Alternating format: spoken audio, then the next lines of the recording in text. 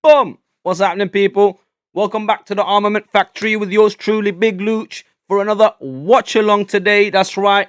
Arsenal, top of the league, are travelling to the Dickinson Hill Stadium in Liverpool to face Everton under David Moyes, which is going to be a very, very tough match for the Arsenal. This is the kind of matches that we would draw and lose in a run up to Christmas, trying to win the title during that packed period of football matches. So we're going to see today how Arsenal are going to cope, because Man City have leaped us now. They're top of the league, so they're ahead of us now. And I did say that big light blue lorry is coming right behind us and will catch us up at one point. So now they're ahead of us. So it's up to us, the gunners, the gunman, the showerman, the cannons, the armament, to come up and get the 3 points and go back at top of the Premier League during Christmas, or on Christmas Day, basically. So let's go. First thing we want to do is we want to go do the lineups. Let's have a look. Let's see how Everton, sorry, because I'm watching the Tottenham Liverpool game at the same time. But let's go through the lineup for the Everton Arsenal game. Sorry, it's like a minute left in the game. Just waiting for the ref to blow the whistle. Not yet? All right, okay. That's like 9 minutes injury time in this game. And Vicario's about to just lob the ball forward. Let's just have a look at this before we do anything, because it's nearly finished. Liverpool made it way more difficult than it was supposed to be honest with you. Here comes the ball. Richarlison again. I don't know how, but he got another goal. Here comes Tottenham. Oh, what's that? Column one. He trying to go for it himself instead of crossing. What a greedy guy. And the whistle's blown, the game done. So Tottenham 1, Liverpool 2, guys. Anyway, back to our game. Right, let's do the lineup for the game coming up. Kickoff is obviously at 8 o'clock. So let's run through this quickly. Let's see. Pickford in goal for Everton.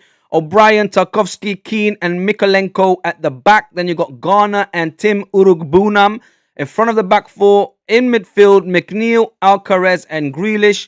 Grealish playing, was quote unquote supposed to be out injured. However, Dewsbury Hall is injured, I believe. Is it Dewsbury Hall? What's that Everton player? I'm pretty sure it is. And Barry's come up instead of him. So that's the lineup for Everton.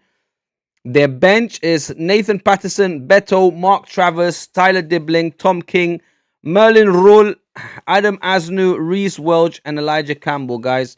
Now let's run through the Arsenal lineup real quick. Hold on one second. Let me just look this up.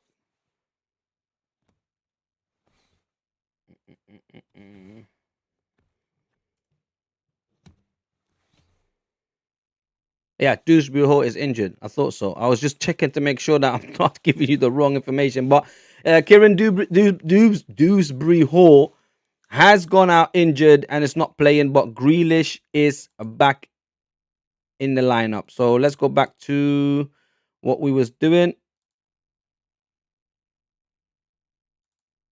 What's going on? Oh, here we are. Let's go. Right. So the Arsenal lineup. David Raya obviously in goal. Calafiori, Hicapie, Saliba, and Timber at the back. In midfield, Temmen Rice, Zubamendi, and Odegaard. And up front on the left, Trossard. On the right, Saka and Gyökeres as the number 9. Now, very similar lineup as we usually play. I do like the partnership of Hicapie and Saliba. It's not the same as Gabriel and Saliba, of course. You would prefer Gabriel in the back four, as he's probably the best defender we have. It varies between Saliba and Gabriel. A couple of seasons ago, it was Saliba really shining. The last couple of seasons, it's been Gabriel. So obviously, that's the perfect partnership for us. However, the Hicapie and Saliba is getting better and better. I feel like that may become also a very strong partnership at the back for Arsenal. Now, the only real change is Odegaard is coming here now for a start, because the midfield we've been playing recently has been Rice, Zubamendi, Eze. Instead of Eze, Odegaard, obviously, captain, has come back in. Zubamendi and Rice hold their place, obviously. And Trossard has come back in after being I think he had like a minor injury or so. He was out for a couple of matches and then on the bench. He's back now as a starter instead of Martinelli. So Martinelli had his turn to start a couple of matches. Now it's Trossard's turn again. I like that rotation between them two. They're sharing that position, which is really, really good. Obviously, this season, Trossard is being favoured a little bit more, but it is being rotated between those two to make sure that they don't get injured. But to be honest, this season, Martinelli has had a lot of injuries from the start, but still, it's good that they're rotating it. Saka, obviously, vice captain, has to play, has to be on the pitch on the right hand side. And hopefully, guys, look, listen, I'm over that whole Gyökeres hype. I'm starting to worry and get a little bit anxious about him because it's just there's no real improvements. He's real sluggish when he plays. He's very slow. He's got no pace. I keep hearing people saying no, but he's making the runs. He's doing this. He's that. What do they call it? Flat track bully or whatever. I don't buy into all of that. What I want to see is similar to what something like an Ekatike is doing at Liverpool or a Voltemada's doing at Newcastle. They weren't touted as like the top of the top like Gyökeres was. Gyökeres was literally handed a trophy from FIFA being the best striker in the world apparently last season. So anyway, even though Haaland and Lewandowski were still playing and other strikers, Mo Salah, so on and so forth, blah, blah, blah, blah, blah. Anyway, so I'm a little bit over the Gyökeres hype. Um, I do wish him the best. I do want him to come good. I do want him to become a great Arsenal player. Of course, I do. However, at the moment, that number 14 shirt's being stained a little bit, and I know I'm being a little bit too critical, maybe, but because it's very early in his career at Arsenal. However, this is a player that has played in the English footballing leagues, lower in the leagues, but he's played in it. Now, I've seen strikers have come into the Premier League having never played in the Premier League. So, and they have gone out and done all right. And yeah, you can throw Isak at me and that. And by the way, Isak I think got injured again today. He came off crying. He came off the pitch crying. He might even be a doubt for the World Cup now. God, did even Sweden even make it? I don't think they even made it. What am I talking about? Sweden's not in the World Cup, so he's not worried about. But he came off crying anyway.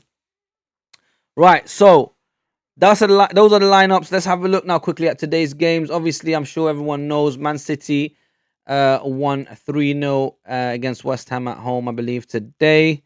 There was a lot of draws, if I'm not mistaken. So let's have a quick look. So yeah, Newcastle Chelsea started off the day with a draw 2-2. It was good for Chelsea to come back. I believe Newcastle went up 2-0 at one point. And Chelsea somehow got back at St. James's Park. I feel sorry for Newcastle because St. James's Park has always, over the years, been a fortress. It's been really difficult to beat Newcastle at St. James's Park. However, this season, sorry, I'm just watching the highlights of the last game. This season, that has kind of those levels at St. James's Park have dropped in their home form. It's not as good as you'd like it to be. So Newcastle again thrown away 3 points, ending up taking just 1 point at home against Chelsea. Now, Wolves, Brentford. Wolves took another loss, and that's adios, adios, adios. That's it. Adios, amigos. Bye-bye. I know they have a new manager in Edwards now, but nothing seems to have changed. Loss after loss after loss. So, bye-bye to Wolves. Auf Wiedersehen and ma'asalama fi manallah. Adios, amigos. They will go down this season. Brentford with another win. Great win for them. 2-0 away from home. That's another 3 points on the road. Then Man City, as I said, against West Ham. They beat West Ham comfortably 3-0 at home. Haaland on the score sheet again. What a menace. I keep telling you guys, he's a Terminator, a violator, a menace, a menace, a menace. This guy gets goals from everywhere. Headers, left foot, right foot, chest, shoulder, arm, head, shoulder, knees, toes, whatever. Everywhere on his body he'll get a goal. He's just an absolute Terminator. Right, Brighton, Sunderland 0-0. That is another 1 point on the road for Sunderland. I don't know what else to say about Sunderland. Sunderland is really amazing me. It's not the same as when Leicester was going for the league. Obviously, that was a whole different kettle of fish. But Sunderland, having come up, being promoted from the Championship, have come up, and stunned everyone because I keep reiterating this, but they literally got 16 new players and a manager who got his team relegated in the French league last season. Sorry. So all of that equation, when you would have looked at it, you would have thought, yeah, they're going straight back down. What, 16 new players that they have to gel together, make into a team, and a manager in Reggie Lebris that got relegated the season before that in the French league, you're thinking, now this is a recipe for disaster. However, they are shining this season, guys. They're definitely staying up, and let's hope they will continue doing good and maybe even get a European spot. Probably not the Champions League. If they do, hats off to them. But more than likely, I'd say minimum conference, and then hopefully even Europa League if they can get into that. Now, that's Brighton Sunderland. Brighton again dropping points at home. They're having a little dip in their season at the moment, but I'm sure they'll bounce back. I mean, it's a little bit of a mixed bag with them. So, it's very random. They win, they draw, they lose. It's very strange with Brighton at the moment, but still not doing too bad. Bournemouth dropping points at home against Burnley. That's a great point for Burnley because Bournemouth have been doing good, but similar to Brighton, they've dipped a little bit. They've taken a couple of draws now and a couple of losses. So hopefully they'll bounce back again after the new year and become a real threat because we need teams like Bournemouth to take points from the teams that are really kind of trying to chase us or be in the title race. I know Bournemouth. I think have they played Man City already? Not sure, but I'm pretty sure the last few seasons they've had pretty decent results against Man City. So those are the kind of teams, not necessarily that we rely on because we just got to do our own thing and keep winning. But if you want or you hope for teams to beat the chasing pack of wolves, then it's those kind of teams, the Bournemouths, the Sunderland, the Brightons, those kind of teams to take points of them. Now, so Bournemouth drop points at home. Burnley pick up a point on the road. Bournemouth won, Burnley won. Tottenham won, Liverpool 2. Tottenham, after half an hour or so, maybe 35, 40 minutes, Xavi Simons made a ridiculous, absolutely crazy tackle on Virgil van Dijk, his countryman. And obviously, he got a yellow card in the beginning, but the referee was then told by VAR to go and check it. And once he checked it, it turned out to be a little bit too hard. He went in a little bit too hard, caught him a little bit badly. And yeah, the ref changed it from a yellow card to a red card. So Xavi Simons went off. Liverpool did take quite long to get it going at some point in the second half or after Isak came on. Isak scored the goal, but as he scored the goal, Mickey van der Ven with a sliding tackle uh, got Isak's leg caught in between his legs. Obviously, he did. It was a fair challenge trying to block the shot, but obviously he caught Isak slightly awkwardly. So Isak got injured and went off injured. I told you guys earlier he went off crying. So, but you don't really want to see that. So good luck to Isak anyway. You don't really want to see players pick up crazy injuries and stuff like that. But as I said, I don't believe Sweden's in the World Cup. I'm pretty sure they're not. I might be mistaken. You guys tell me. But if they are, then he might be a doubt if he's out for the rest of the season. If it's a minor injury and they're just being cautious, then obviously we'll see what happens. Now, so that was the last game. There's two more games to be played tonight.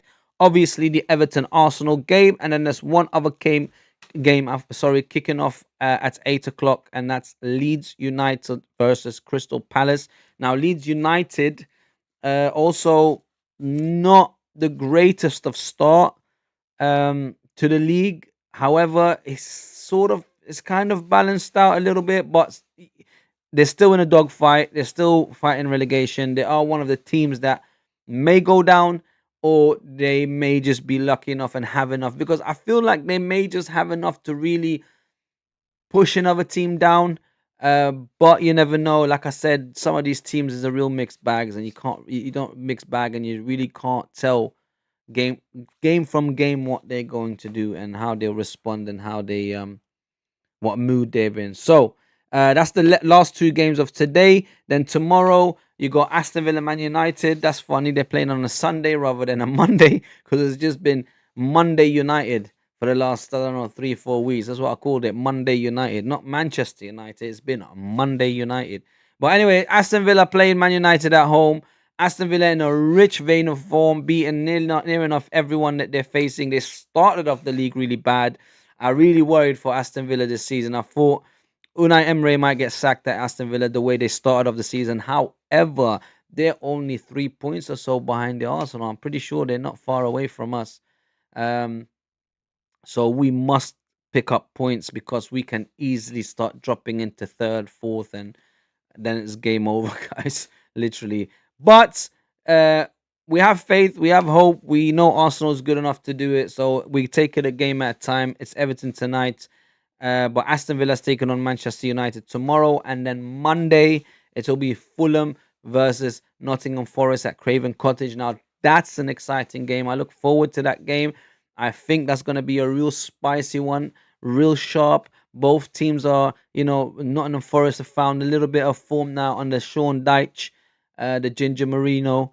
So he looks like he's finally found a club at a right enough level to now show how good he actually can be, pushing towards European spots and things like, if Nottingham, because they have the players, they are good enough. It's just that they've been on a shaky few months, or start to the season, especially under Ange Postecoglou. However, now under Sean Dyche, looks like Marinakis might have taken advice from people that know the Premier League, that know. And I did say when he came in, he's a firefighter. He knows how to grab teams out of the bottom basement positions and take them up levels in the Premier League. Not the top levels, obviously, not yet. However, like I was saying, he may have a team good enough that will do that this season. So that will be on Monday, guys. So that's the games of the weekend. Now I just gotta get ready and prepare for the match we're doing.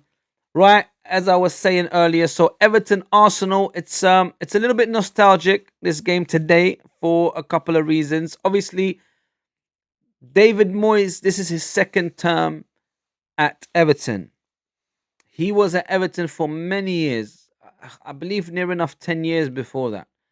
And he brought Mikel Arteta from Glasgow Rangers to Everton, so to the Premier League, and had them at Everton for many years before he came to Arsenal under Arsene Wenger and became an Arsenal player. So there is that nostalgia. So Mikel Arteta going back to Everton, uh, and going back to Everton to face his old manager on his 6-year anniversary for Arsenal. So that's the other thing. So he's going back to Everton, going facing his old manager, and also it's his 6-year anniversary at Arsenal. And he has never ever managed or played a game in Everton's new stadium, which is the Dickinson Hill Stadium. I hope I'm saying it right. I don't know if it's Dixon or Dickinson. I forgot, but I think it's Dickinson. Dickinson Hill Stadium. So he's going there for the first time too, guys. So there's a lot of little things that, maybe a little bit nostalgic for Mikel Arteta and obviously David Moyes. I was going to call him David Moyes because when you say Mikel Arteta, you get in that Spanish mode and you want to say David. Anyway, so let's have a look. I just need to find the game quickly. Where is it?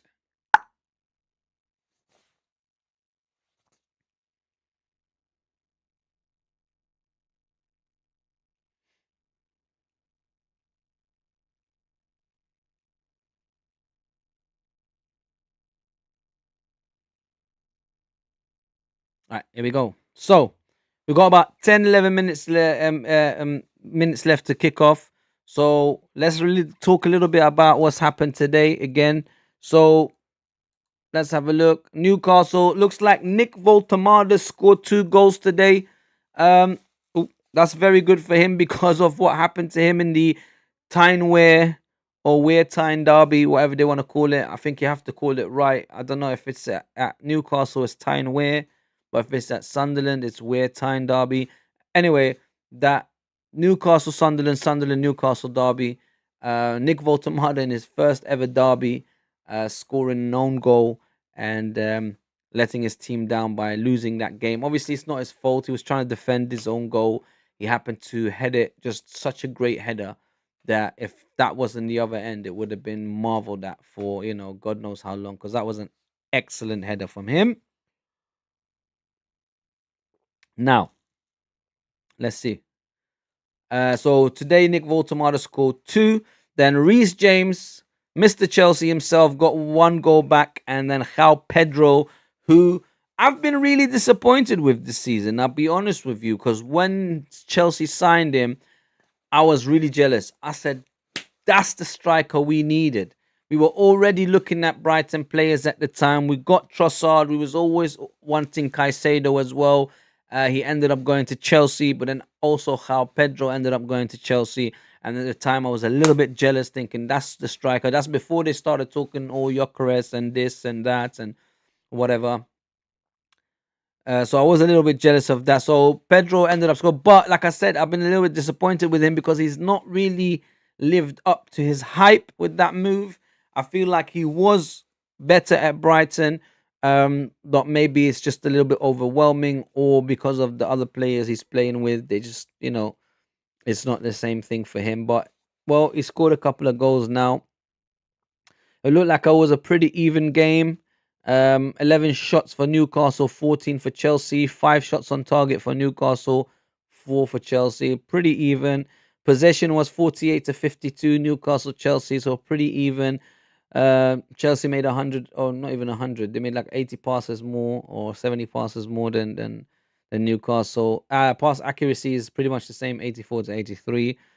Fouls 13 to 14. So the game was pretty even. So it seems like 2-2 was the fair result based on the stats. However, I didn't see the game. So once I watch the highlights, I'll know really if it was deserved or undeserved. But that's that game. Then the Man City West Ham game. Obviously, Erling Haaland scoring twice today. So a brace for him, which I didn't even know because I only got the notifications for his first goal on the 5th minute, and then I got a notification for Tijani Reinders on the 38th minute. But apparently, he scored on the 69th minute, his second goal, and that's a third for Man City and a comfortable win for them. So I don't know. I think Erling Haaland, how many goals is he on now? He must be on like let's have a look. Erling Haaland, 16 matches and 19 goals.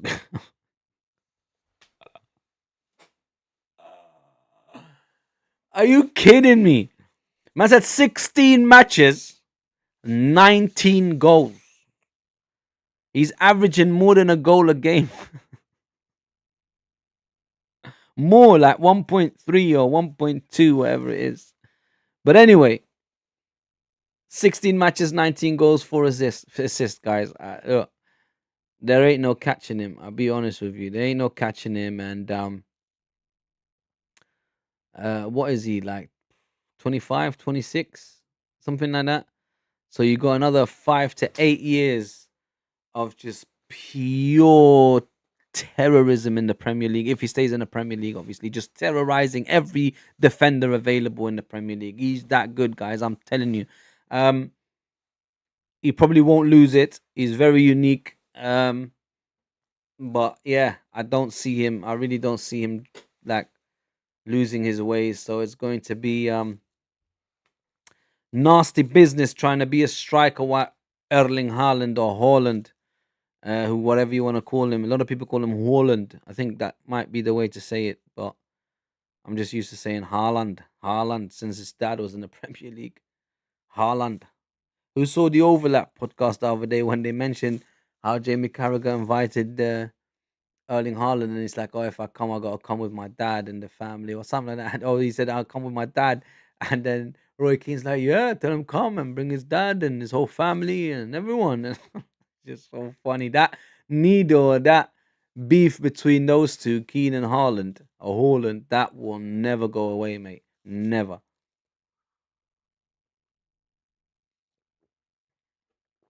Right. So Man City on 37 points. Arsenal behind them, I believe, on 36 points right now, which is strange to say. So let's have a look quickly. Yeah. Man City, uh, having played 17, are on 37 points. If we drop points today, if we lose the game today, which is very possible, by the way, this is not an easy game at Merseyside, or on Merseyside, I should say.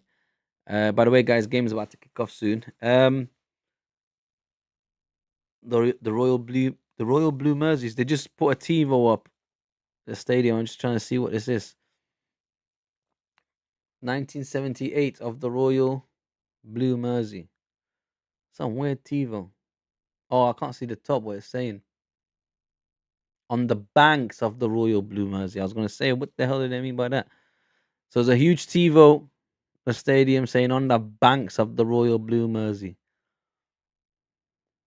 Right. Anyway, so Man City on 37, Arsenal on 36, and Aston Villa on 33. So if we lose this game, which is very possible, we will drop points, and Aston Villa will, if they win, beat Man United, will catch us and be on the same points. Pardon me. Sorry, I had to get that out of the way quickly because game's about to start.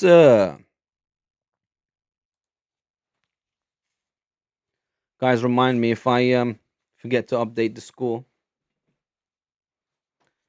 Make sure you remind me because I will get excited because this is a very important game. Like I was saying, this is easily a game that's a banana skin for us. So we can slip up, lose, draw. And if we play the way we've been playing recently, it's going to be extra difficult because Everton is not a team to mess around with. They will punish you, especially playing at home.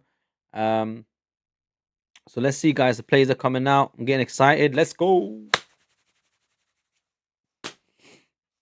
I got my tea. I got my wife's cookies. You have to have your wife's cookies because especially when they're good, you gotta have them there because it goes so. Ain't nothing better than the Mrs. Cookies. Mhm.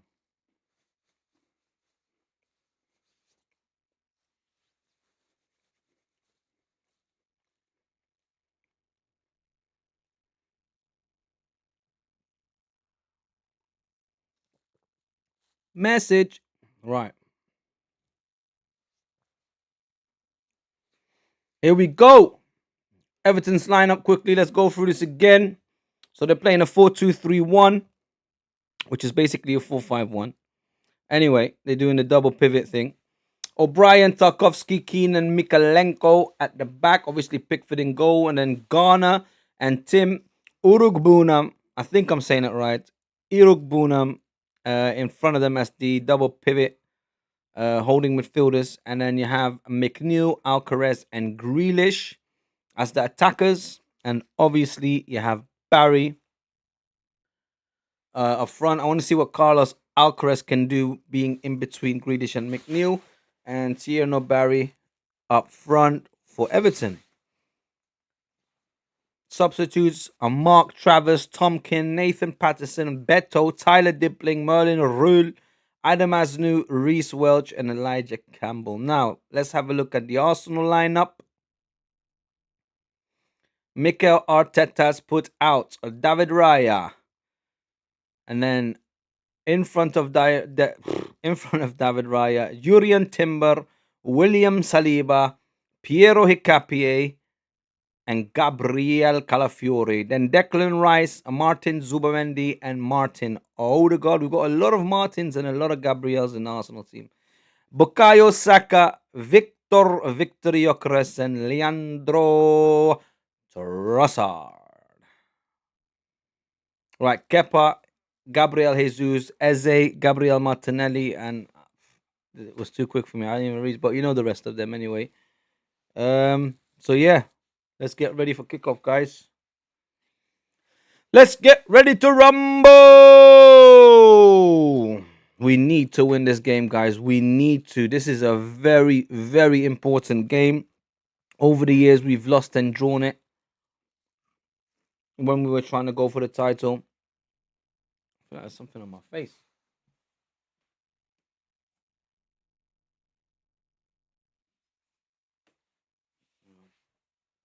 Mikel Arteta back home at the Everton, being his only other Premier League club he played for. Everton and the Arsenal. I bet you they wish they had him now instead of David Moyes. Why did I call him David Moyes? David Moyes. I switched to the Spanish tongue all of a sudden. All Davids are Davids now. All Michaels are Michels now. Well, look at that. The Toffees and the Everton lot are in good spirits. Right. We about to kick off. We about to have lift off, man. Come on, ref. Say on the dot, son. There we go. Kick off. Right. David Raya with a long kick forward.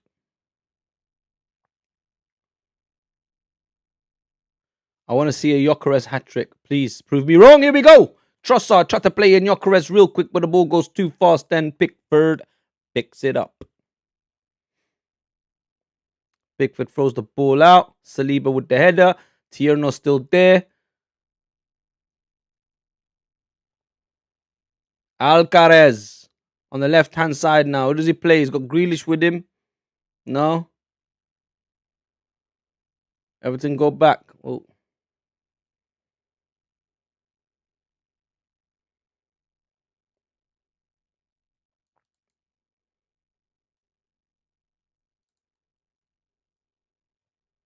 Right, Pickford with the ball again.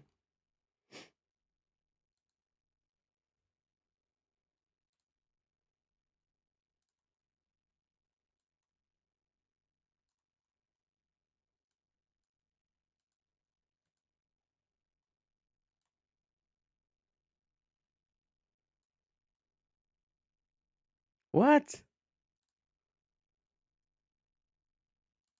Oh, just open, man. Right, sorry, guys. I'm just sorting something out real quick. Right, here we go.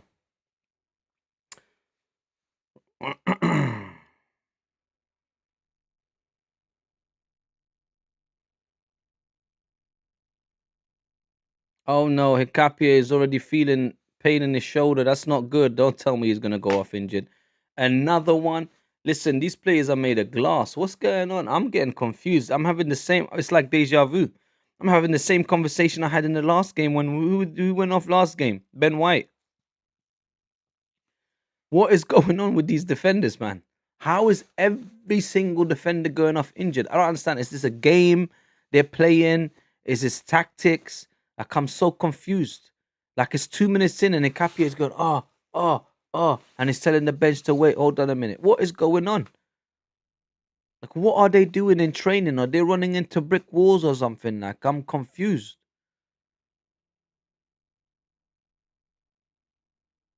Right, Tierno Barry. Tierno Barry still on the ball. Trying to play it in, but Zubamendi there helping his defense. Now, this is crazy. Whoa, that was a tackle by Mikalenko. Was that Mikalenko or O'Brien that made a tackle? It was a tackle on Gyökeres. Gyökeres not happy. His boots came flying off. The ref says, get up. That's not good. Yeah, this is definitely a game that can be a banana skin for the Arsenal, which I'm hoping it's not. I have faith in my team, but I'm very emotionally attached to my team, to my club, and especially now that we are getting closer to winning major trophies, it brews up that excitement and that anticipation within you, so that any slip up, any mistake, I just don't want to hear that bottle talk about the Arsenal. They bottled it. They bottled. That gets under my skin, and I know everyone's gonna start using that against me, but I'm telling you, that needs to get deaded quick, because that will become a tag like that whole Spursy tag for the other side, them lot over there, noisy neighbors. Do you know what I mean? It's like, you don't want a tag like that. Oh yeah, the Arsenal, you know, bridesmaids or the Arsenal butlers. So it's can't be having a tag like that. Anyway, Odegaard now. Saka, Seksuke, let's go. Big Bukayo. Martin Odegaard, generaling the midfielder, dictating where play goes, how play goes, all through him at the moment, which is good to have him back. Because that frees up Declan Rice, rather than when Declan Rice was playing with Eze, he was trying to do a lot more of that so that Eze can attack. So it's ooh, who is that? Grealish, or was that Keno? Who is that? Might have been Mikalenko. Mikalenko went in hard on Saka. The hell was that all about? Right, Nkapie now from the back. David Raya. Yeah, like I was saying, this game is super intense, guys. I'm telling you, this has got me on the edge of my seat. Oh, nearly a bad ball for Martin Odegaard, but Zubamandi there to clean it up for him quickly, and that's where he comes in very good and very helpful. That if anything goes loose, a missed pass, whatever, he keeps his eye out for that, and he links up well with Odegaard, and he strings things together for him as well. But he holds back more, so he's helping his defense more. Odegaard tried to play in Yuri and Timber, but a bad ball and it goes straight to Pickford. Jeez, man, Ghana on the ball now. Ghana.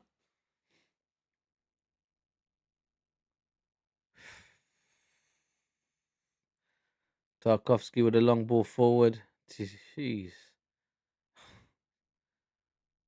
Orambuna loses it. I need to go. I'm just gonna call him Tim. I can't keep saying Urugbunam. Tim loses the ball to Declan Rice. This is just a mouthful, guys. I'm so sorry. Pause. Right, Ikapie.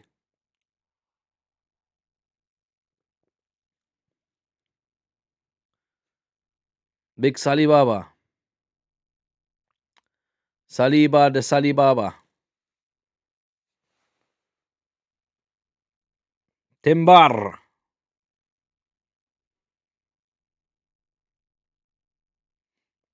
Piero Ikapie. Again, it's the slow sideways. Let me play it to the next defender. Football again. It's been like this the whole season. But look, if we win the title like this, I don't care. It is just very tedious to watch. It is honestly, it is so hard to watch. The thing is, they do this in the first half. Second half, they don't do it. They go for it. So it's kind of like, why don't you just play like they play in the second half from the first minute?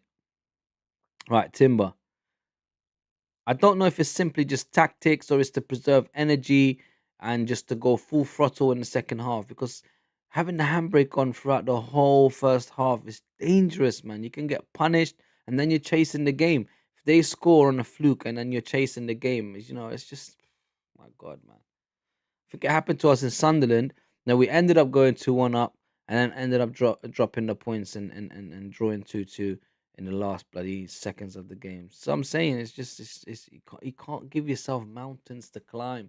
You can't you can't make a game more difficult on yourself. So if you're playing like ooh, ball goes in the box, but your Yokeres can't get to it, Pickford picks it up. If the game's already difficult and it's already an edgy game and there's a lot at stake and your opposition has gone past you or ahead of you, then you can't risk it. You cannot risk it for a biscuit, only for your wife's cookies. There you go.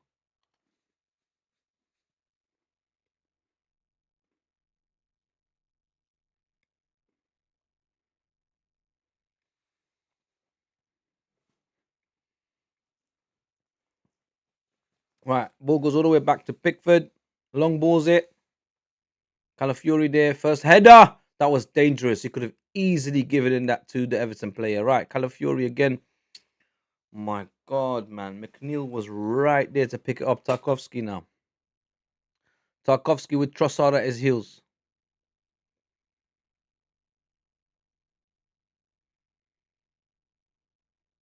Gyökeres already coming super deep now.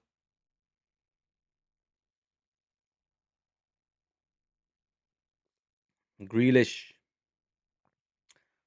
That's another player I wouldn't have minded at the Arsenal. Rather than, not gonna lie, rather than a Trossard, I would have preferred a Grealish, but Man City wasn't gonna loan him to us after we started challenging them for the title. They gave us Gabriel Jesus and what's his name? Zinchenko when we were in the dumps. And he's like, yeah, they're no challenge to us. Here, hold that. When you give a dog a bone, hold that. That's what Pep Guardiola did to Mikel Arteta. Yeah, man, take the dust, man, the deadwood, all that.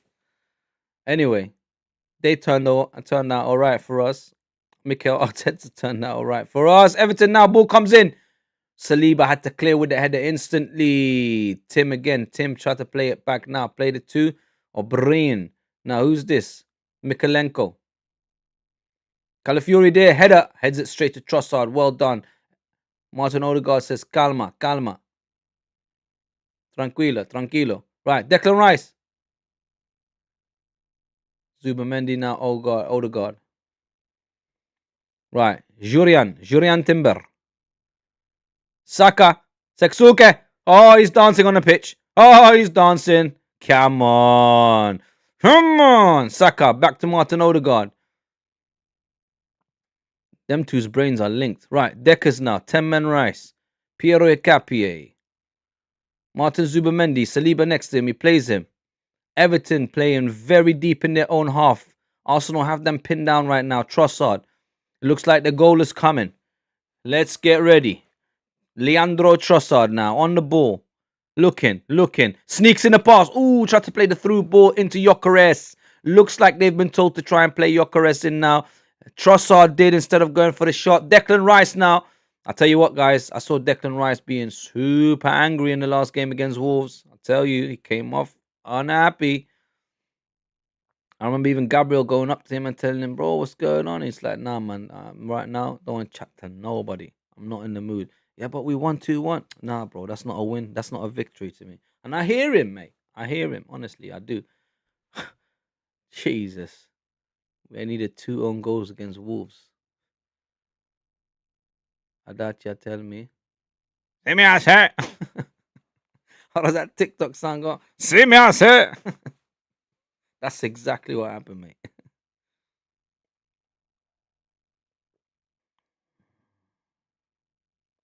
Right, looks like an Everton Everton corner. This is dangerous. They're also good at set pieces. My God. See me, I say.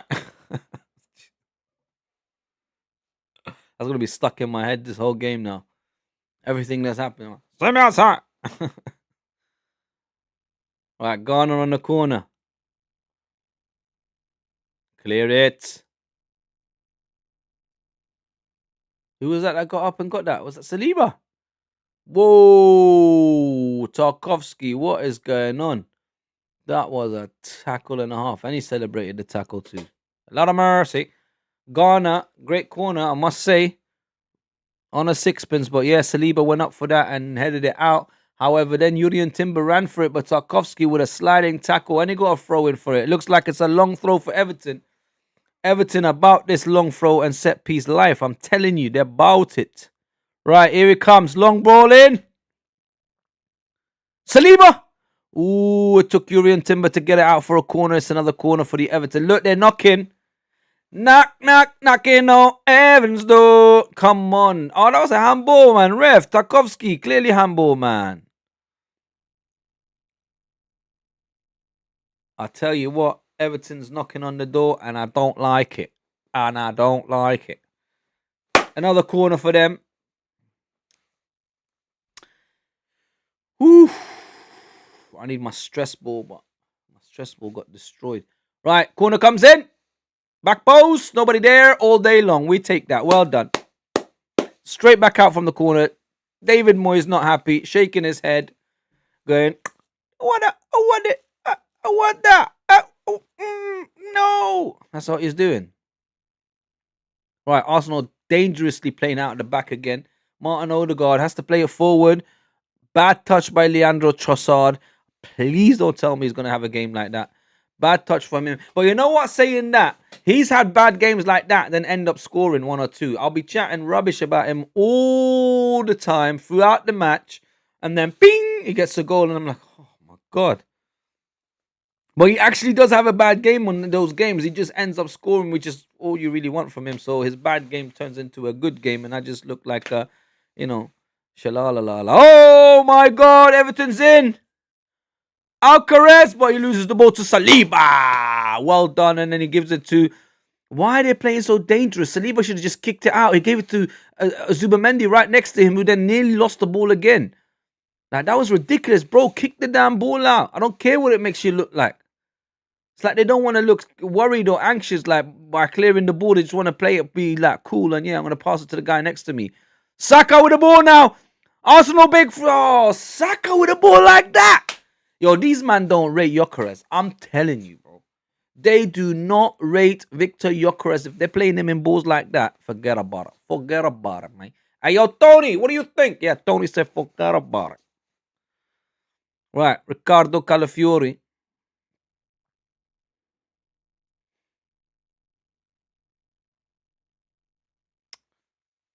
This is, it's causing me to start sweating. Pause, like it's making me anxious, man. I want us quick to be bam bam, get one, get two goals in quickly. Then maybe put the handbrake on or bring down the gears. Don't be playing like this from minute one and it's at 0-0. Right, Martin Zubimendi now. Leandro Trossard.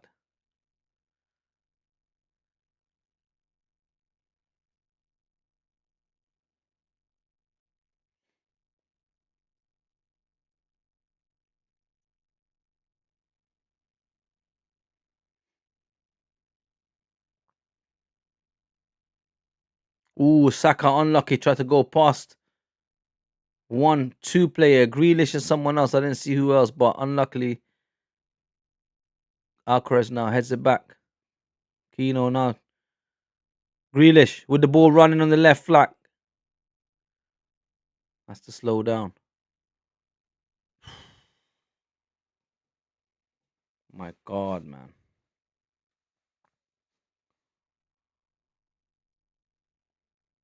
Kalenko. Keane. Tarkovsky to O'Brien. Tarkovsky.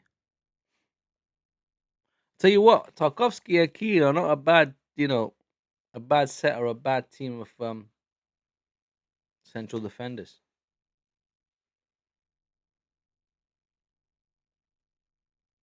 Alcaraz.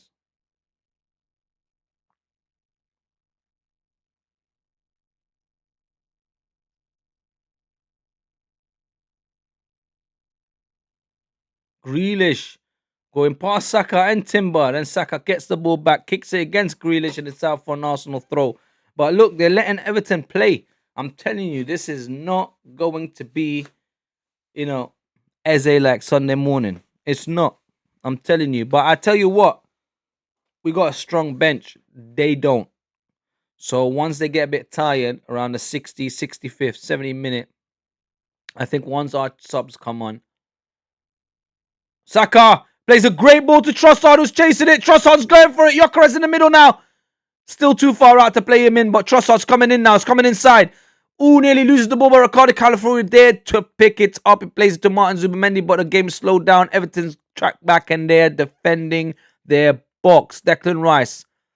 Saka's all the way out on the left now. It's slowly creeping back in. Ricardo Calafiori still. Declan Rice with him, but he plays in Trossard. Trossard plays in Saka. An overlap. Who plays into the middle? Looking for Gyökeres. Martin Zubimendi shoots, but it's over the bar and it goes to Rose. Unlucky. But here we go.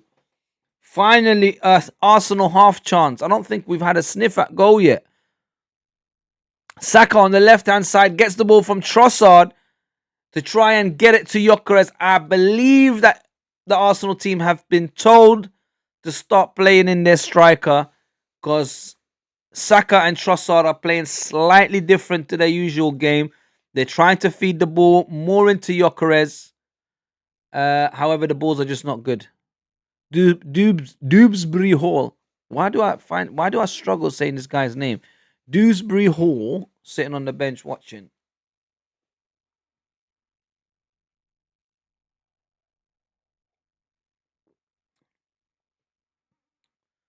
Right, Saliba. He's got Zubimendi next to him. He's got Yuri and Timber Day. Plays Zubimendi.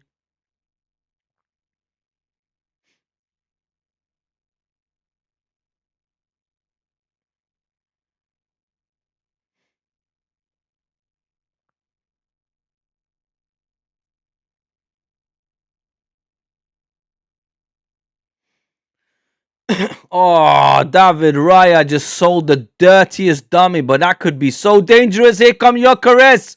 who plays in Saka and bombing forward now. Gyökeres running, Urian Timber on the overlap. Gets, bad ball from Saka again, but Urian Timber gets it. Plays it back to Saka. What is going on with Saka today? Martin Odegaard crosses the ball in. Gyökeres with the header. Ooh, when it goes out for a goal kick. But here we go. That's better. However, Saka, this is like the second or third ball. My God, what did he played it in behind Urian Timber rather than forward or into his feet? He played it in behind, and Urian Timber had to adjust quickly, get the ball, and then the attack kind of fizzled out. However, Martin Odegaard somehow got a cross into the box, and Gyökeres, all he had to do is direct it and keep it slightly lower. That was possibly a goal. However, that's much better. And you see, like I said, they're starting to feed Gyökeres now. It looks like they've been told, look for your man. Pass the ball into him. Let him do what he does. It looks like that's the tactics they've gone for because everyone's looking for Gyökeres now. Everyone's trying to get the ball into him now. It seems like, I think the last week or 10 days or so, the media has been very, very, very, very, very talkative about Victor Gyökeres, and a lot of the media is kind of saying, it looks like he's not the one. It looks like Arsenal are going to need to buy another striker. Looks like he's a failure. It doesn't look like he's going to make it in the Premier. All of that from so many outlets and so many platforms, including myself. In the last game, I was severely disappointed. I've been severely disappointed with him. So I'm going to hold my hand up and say, I'm part of that. I'm not seeing it anymore. So that must have hit Mikel Arteta. He doesn't like to be proven wrong. He likes to be proven right. So he's making his team now try and feed the ball into him, which they haven't really been doing.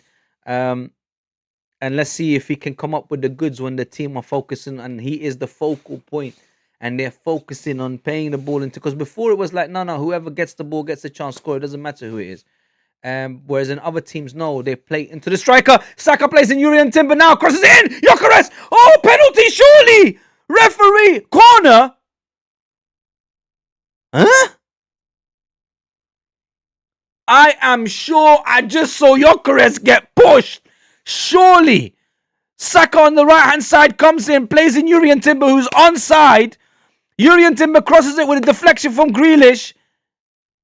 I'm sure Tarkowski, was it not Tarkowski, O'Brien? Who was it? I saw a push on Gyökeres. Let me look at this again. So Mykolenko gets the deflection, not Grealish. So deflection on Mykolenko. Gyökeres is there. Oh, no, that's soft. No, that's not going to be a penalty. If that's a penalty, I'll be shocked. It looked like the lightest of touches on his shoulder and Gyökeres went down. Nah, see, I told you they're not going to get for that. Even I can tell you that's not a penalty. If that was a penalty, that would have been super harsh on Everton. I'll hold my hands up and say that. But it's a corner nonetheless. 10-man Rice on the corner. Sensu90 says, interesting game. It's a dangerous game. This is a banana skin. Easily we can slip up in this one because Man City is already ahead of us. Aston Villa right behind us. Declan Rice now. 10-man Rice on a sixpence. Let's go. Come on. Habibi. 10-man Rice. Calafiori. Oh, a lot of mercy. Unlucky, son. Right. Great corner. Declan Rice on a sixpence again. Placing it on Ricardo Calafiori's head. Ooh, was that a handball? Wait, hold on. Handball! Handball, that's a penalty. VAR that right now. That's a pen. Yes, that's a pen. Come on! 100. Ricardo Calafiori would have got to that. If that's not a penalty, oh my God. I'm pretty sure O'Brien got his hands to it. Was it O'Brien, yeah? Probably he went like that to stop Ricardo Calafiori from headering the ball. It was O'Brien, I told you. Listen, man, the corner came in from Declan Rice. He looked for Ricardo Calafiori. Look at that. Look, the ref is looking right at it. It's a penalty. Bro, he went like that. Like, come on, that's unnatural. That's not natural. Like, this may be natural trying to get leverage. But you put your hands on right in front of his forehead like that. That's a penalty, fam. Look, he's playing handball. Yo, that's a goalkeeper's block. This man give him a pair of gloves and put him in between the sticks. We got a goalkeeper here in O'Brien. A lot of mercy. If he doesn't give a penalty for that, that's it. End the stream. Referee's going to talk now. He's going to say something. I can't hear it. Let me try and read his lips. After review.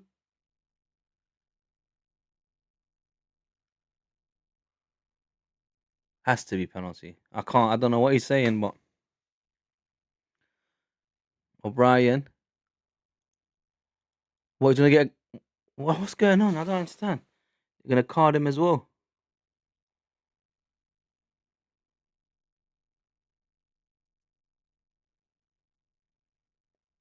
Why has the referee not given a penalty? I don't understand. What?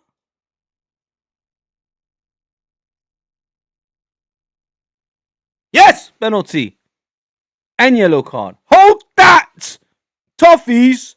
Looks like Martin Odegaard wants to take this one. I did say to you guys that absolute pen. Wahana. Wahana. Right, here we go. Captain Marvel himself. Captain of the Arsenal himself. Mr. Arsenal himself.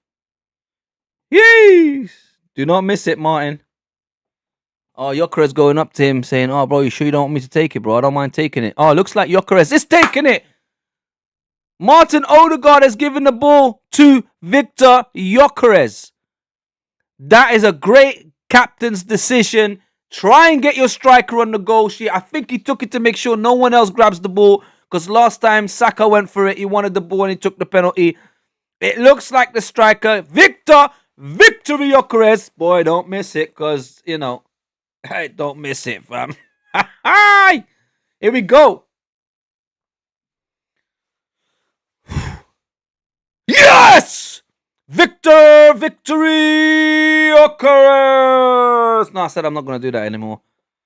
One goal. Well done. Let's go. We need two more from you. We need a hat-trick. But like I said earlier, guys, everything is going to go through him. It looks like the players have been told, try and play as many balls into him. Let him try and get his goals in. Let me update the score real quick before me forget. Here we go. Great penalty from Victor Gyökeres. Absolutely fantastic. We needed it. This is a dangerous game. This is a banana skin. We can easily slip up here. However, Victory Gyökeres scores the penalty, and it's 1-0 to the Arsenal. Right. Hopefully, this penalty now will be like the turn on the tap. You know when you open the tap the first time and you see the beginning bit of the water come out? Mikalenko also, he got yellow carded as well. So you know that first turn and the water drips? Hopefully that was the penalty, and now the tap has been turned and the water's going to flow and the goals are going to flow, and it's just constantly Gyökeres. Right. We're 28 minutes in now, I believe. Yeah, 28 minutes in. It's Everton 0, Arsenal 1. I like it. I like it a lot.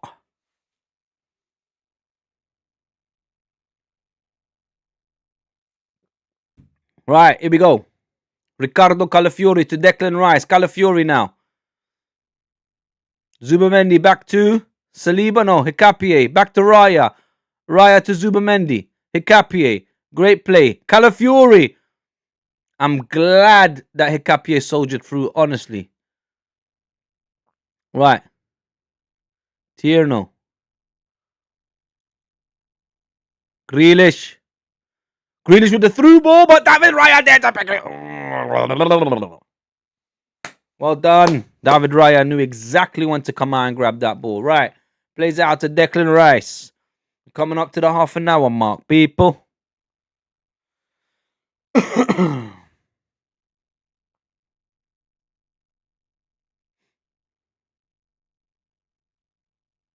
Don't play dangerously in the back. Come on, man. Just get the ball out there. That's it. Pierre Capier knows what I'm talking about. Instant, just kicks it out. No long thing. Doesn't matter if you have to fight back for it. But here we go. Zubimendi, Odegaard, Declan Rice. What a play from Declan Rice. Ricardo, look, Arsenal look in the mood today. This is how we should be playing. We're getting back to our regular self now. Hopefully we're over that blip. We're over that loss of form. And we get back to business. Because now I'm starting to see, yeah, we're getting back to our mojo, our groove, our rhythm. Right, Piero Hincapié. Leandro Trossard.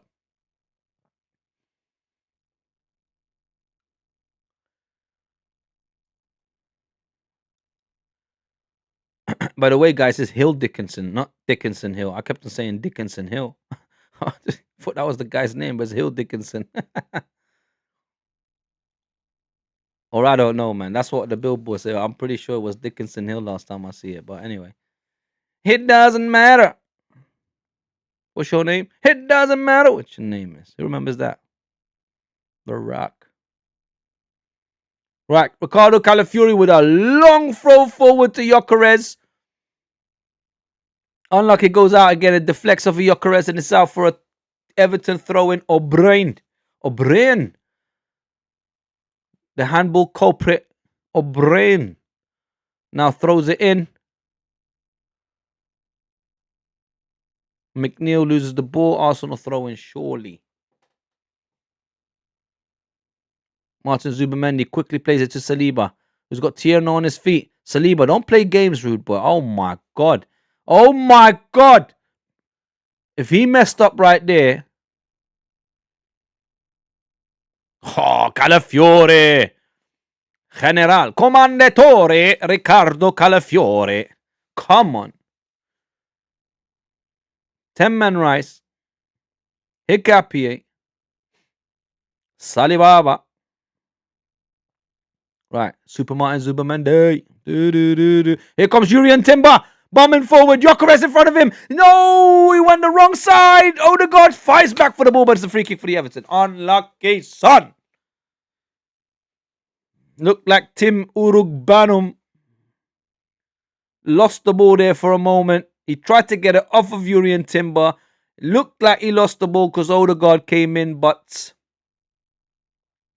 the referee deemed it a foul on Tim Urugbanum from Odegaard.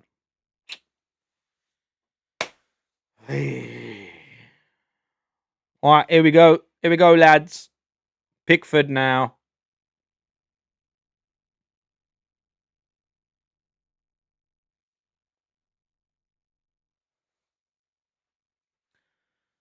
Pickford for the goal kick. Long ball forward. All the way to the Arsenal box. But Arsenal get it out. Everton still with the ball now. O'Brien. Plays it back to Tarkowski. Who plays it back to Pickford. Gyökeres chases. No, that's Martin Odegaard on the chase. Long ball all the way back from Pickford to Raya. All day long, fam. All day long. You want to play like that? Semase. You want to play like that? Semase. Right. Arsenal with the ball. Saliba.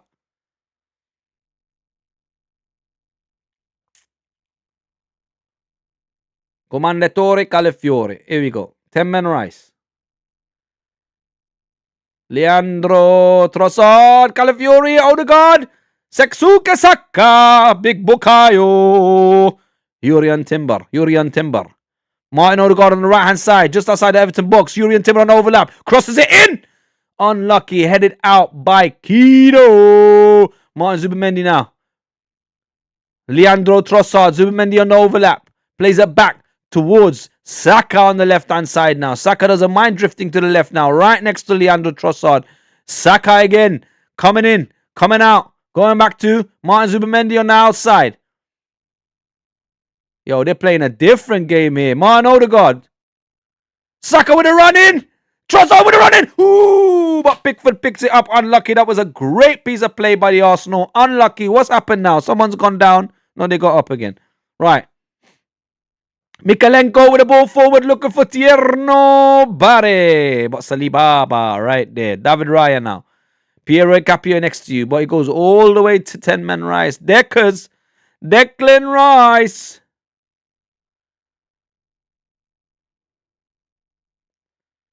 Call my man Timman and Cozy, blood. Let's go.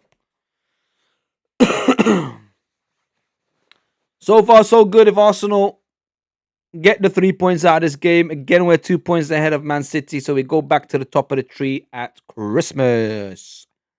However, don't be fooled by the points that we got. We still Arsenal from the block. Right. 10-man Rice.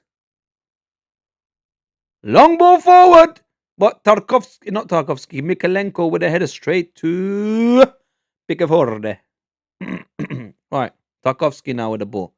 Kino next to him. He plays him in. Mikalenko right there by his side. But he goes back to nobody. He plays it forward. O'Brien. McNeil or O'Neill. All the way back to... My God. Right. Kino.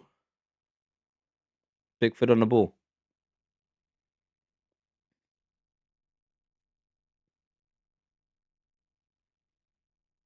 Piero Capia all the way up in midfield now. Ricardo Carvalho. I like how they take it in turns.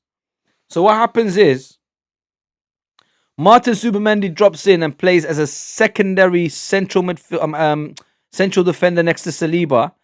Piero Capia goes out on the left. Calafiori goes forward as an extra midfielder, attacking midfielder. Then they swap around. Calafiori comes back. Capia goes forward, and Zubimendi stays back. But now Zubimendi is back in midfield, and them two go back in their position. It's very, very good. I like the way they've set this up. This is great tactics by Mikel Arteta to play against this type of team.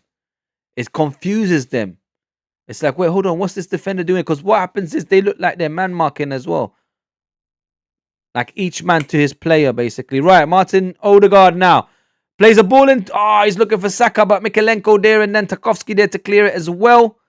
Declan Rice. To be honest, we should be doing better against this Everton team. They're not playing to their best abilities. They're very conservative and they're very withdrawn. Even being 1-0 down, they don't look like they want to play out. They just want to defend. They're sitting deep, which we all said that they're going to do that. They're going to sit deep and just defend. But I thought once we score, they'll come out a little bit to try and get the equalizer. But it looks like they might do that in the second half. They just want to go into half time just being 1 down. But this could be an advantage for us because we could possibly get a second goal before half time, which would be great because heads will drop at Everton and it'll be very difficult for them to come back from that. They don't have a lot of goals in them. So if we just score enough goals, I think 2 will be enough, to be honest, against Everton. But, if we can get 2-3 goals in this game, I don't see a way back in for Everton. So if we get 2 in the first half, we start the second half in good stead. But I watched Man United Bournemouth the other day, and a lot of mercy. That was crazy, that game. Man said United went ahead 3 times. I should have done a hate along for that game. Jeez, I should have done it. I missed out, man. I swear down. But some of us still have to work, mate. We have a day job and all that. Right, Gyökeres gets fouled as a free kick for the Arsenal. Tarkovsky's trying to break legs. Call the police. Whoop, whoop. Because he's a criminal. That's the sound of police. Whoop, whoop. Oh, come on, man. Referee, surely that's a yellow card. He is a yellow card. He gave Tarkovsky a yellow card. El Capitan.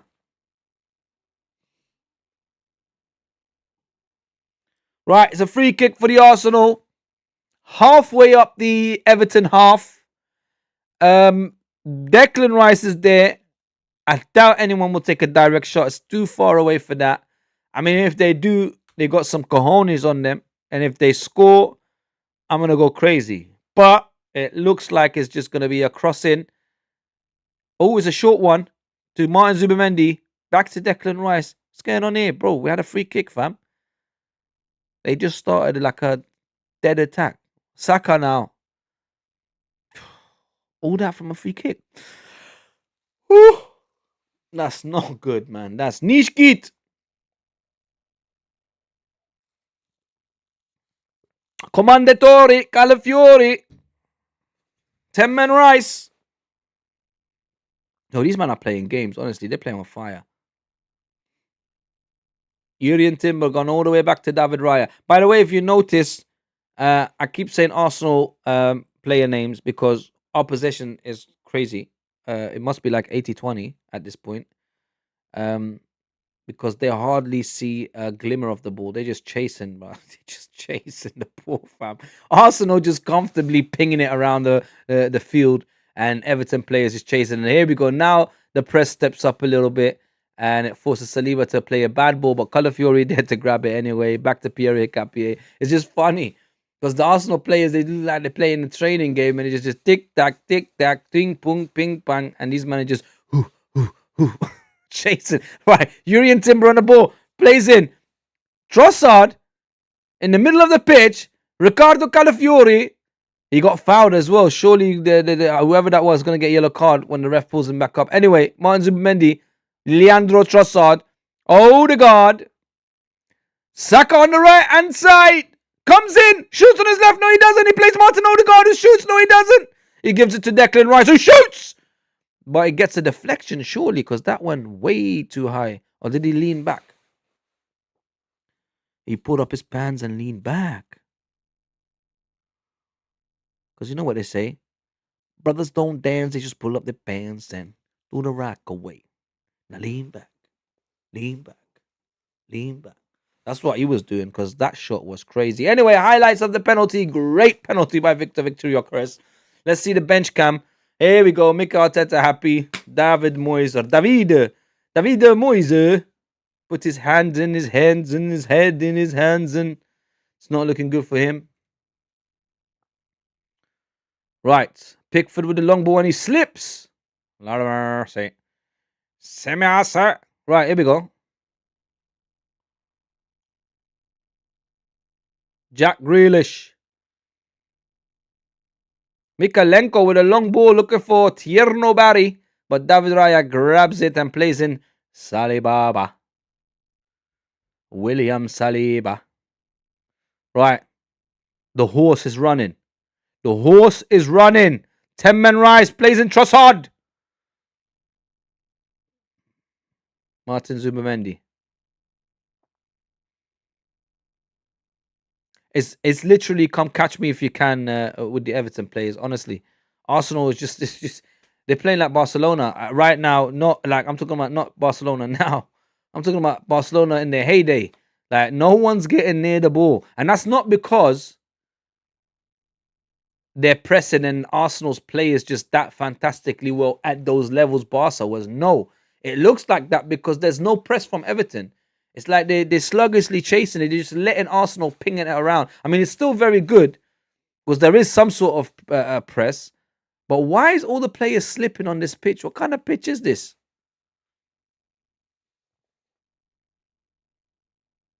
Yeah, it's just come catch me if you can.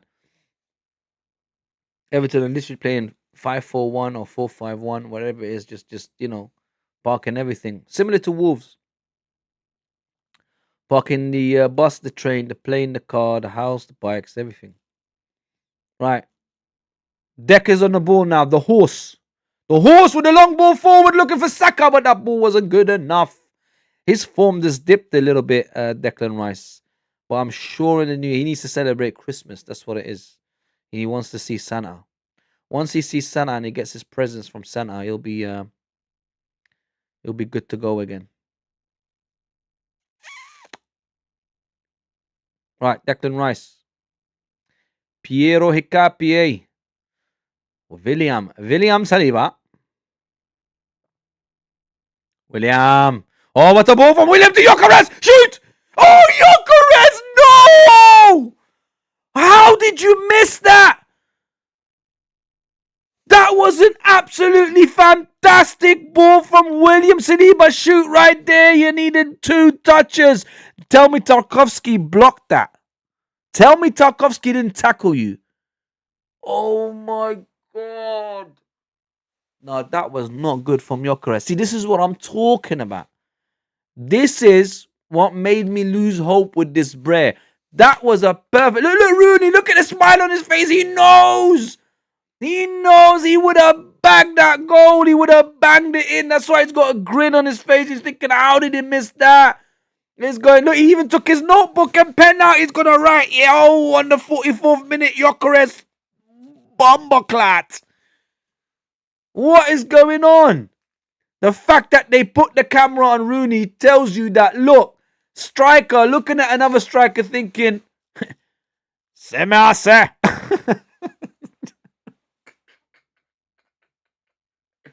Sorry, I know it's stupid making yourself laugh, but oh my God. You can only laugh. What am I going to do? Cry? Yo!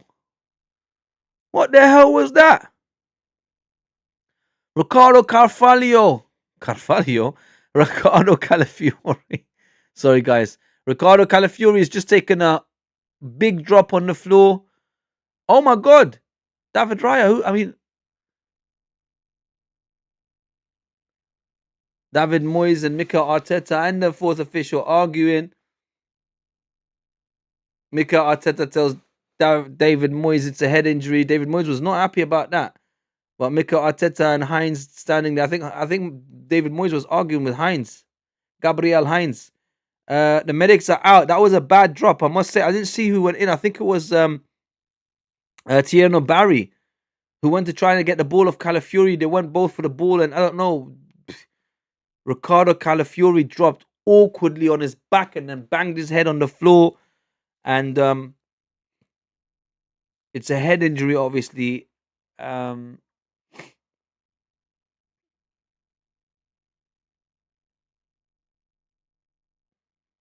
they have to obviously take real careful measures. But it'll be very sad if Calafiori goes off because of that.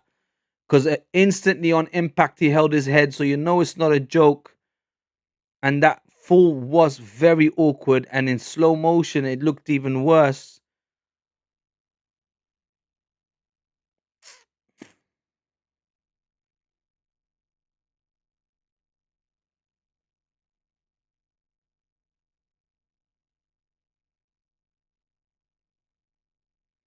Oh, thank God he's coming up. Hopefully he's all right. David Moyes not happy in the beginning until Mikel Arteta went up to him and told him it's a head injury. Calafiori, thank God, is all right. He gotten up. It looks like he's going to be okay.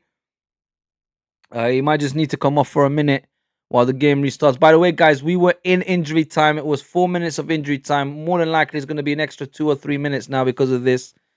So we're easily going to go past the 50 mark, I believe, or at least hit the 50 mark. Half a century in the first half, and then they'll probably blow the whistle.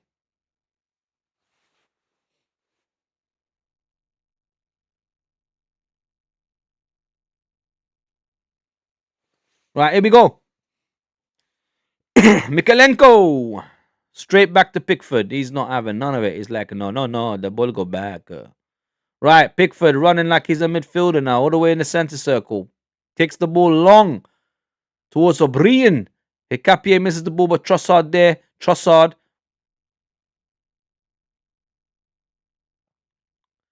plays the ball forward only as far as Tarkowski, who plays it back. Grealish now, but Piero Hikapié went into beast mode and said, "Thou shalt not pass."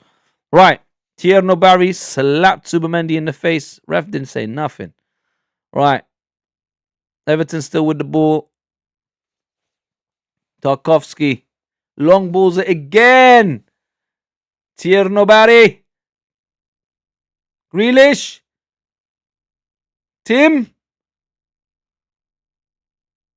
Ghana with a long ball, but David Raya grabs it out the air.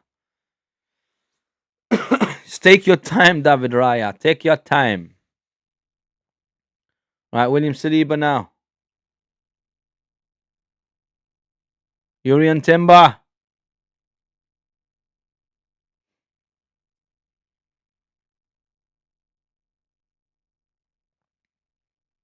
Declan Rice just looking to see who to pass it to. He's got several options. Calafiori back on the pitch now. Pierre Hikapié goes back to David Raya. Oh, you guys are playing dangerous, man. They're playing short passes right there in front of goal, just outside the box.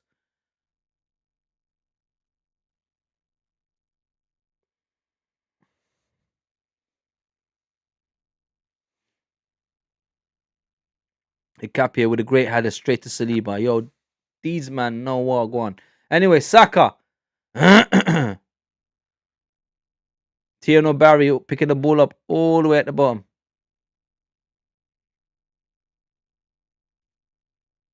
Martin Odegaard now running forward. Gyökeres in front of him. Saka on the left-hand side.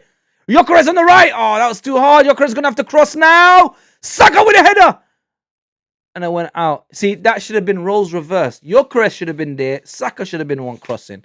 Why the hell was Saka running towards the left and Gyökeres running towards the right? Was it that Mikel Arteta has told Saka, listen, wherever Gyökeres go the other way, so you're not in each other's way? Because that was a very weird one. Because Saka, you'd expect him to be on the right and Gyökeres running towards the middle of the goal so that Saka can come out and cross the ball in towards him. This time, Gyökeres went out. Odegaard played Gyökeres towards the right-hand side. Saka came in to go in front of goal. Then Gyökeres got the cross off onto the head of Saka. But Saka obviously not being the type known for heading the ball in. I mean, that's not part of his game, really. Maybe he needs to improve in that department, actually. Anyway, Grealish now with Odegaard fighting. Zubamendi gets the ball, plays Timber. Saka now plays it back to Zubamendi. Odegaard loses the ball. That was a bad ball from Zubamendi. That wasn't Odegaard's fault. Now Everton on the run. Alcaraz tries to play in Tierno Barry. What a tackle from Saliba. William Saliba with an unbelievable tackle. Here we go. Declan Rice. Manjuba Mendy.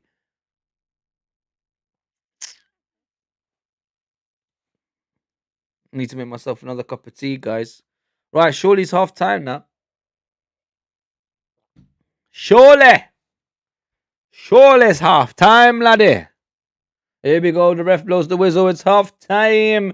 Arsenal go 1-0 up in half time thanks to a victory. Victor Gyökeres, a penalty. The penalty came from an O'Brien handball. I don't know what he was thinking. He thought he had the hand of God.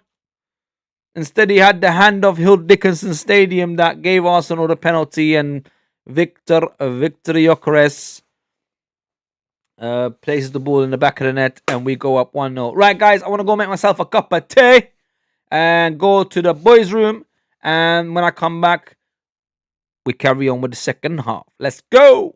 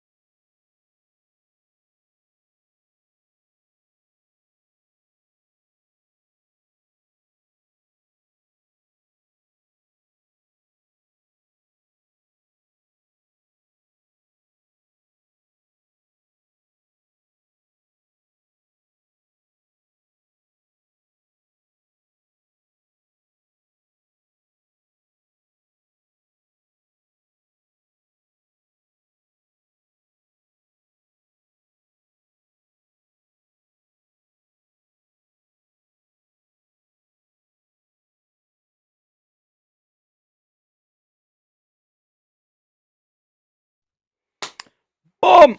I'm back, people. What's happening? Right, so what are we talking about here? We're talking about the Everton at the Hill Dickinson Stadium versus top of the league Arsenal.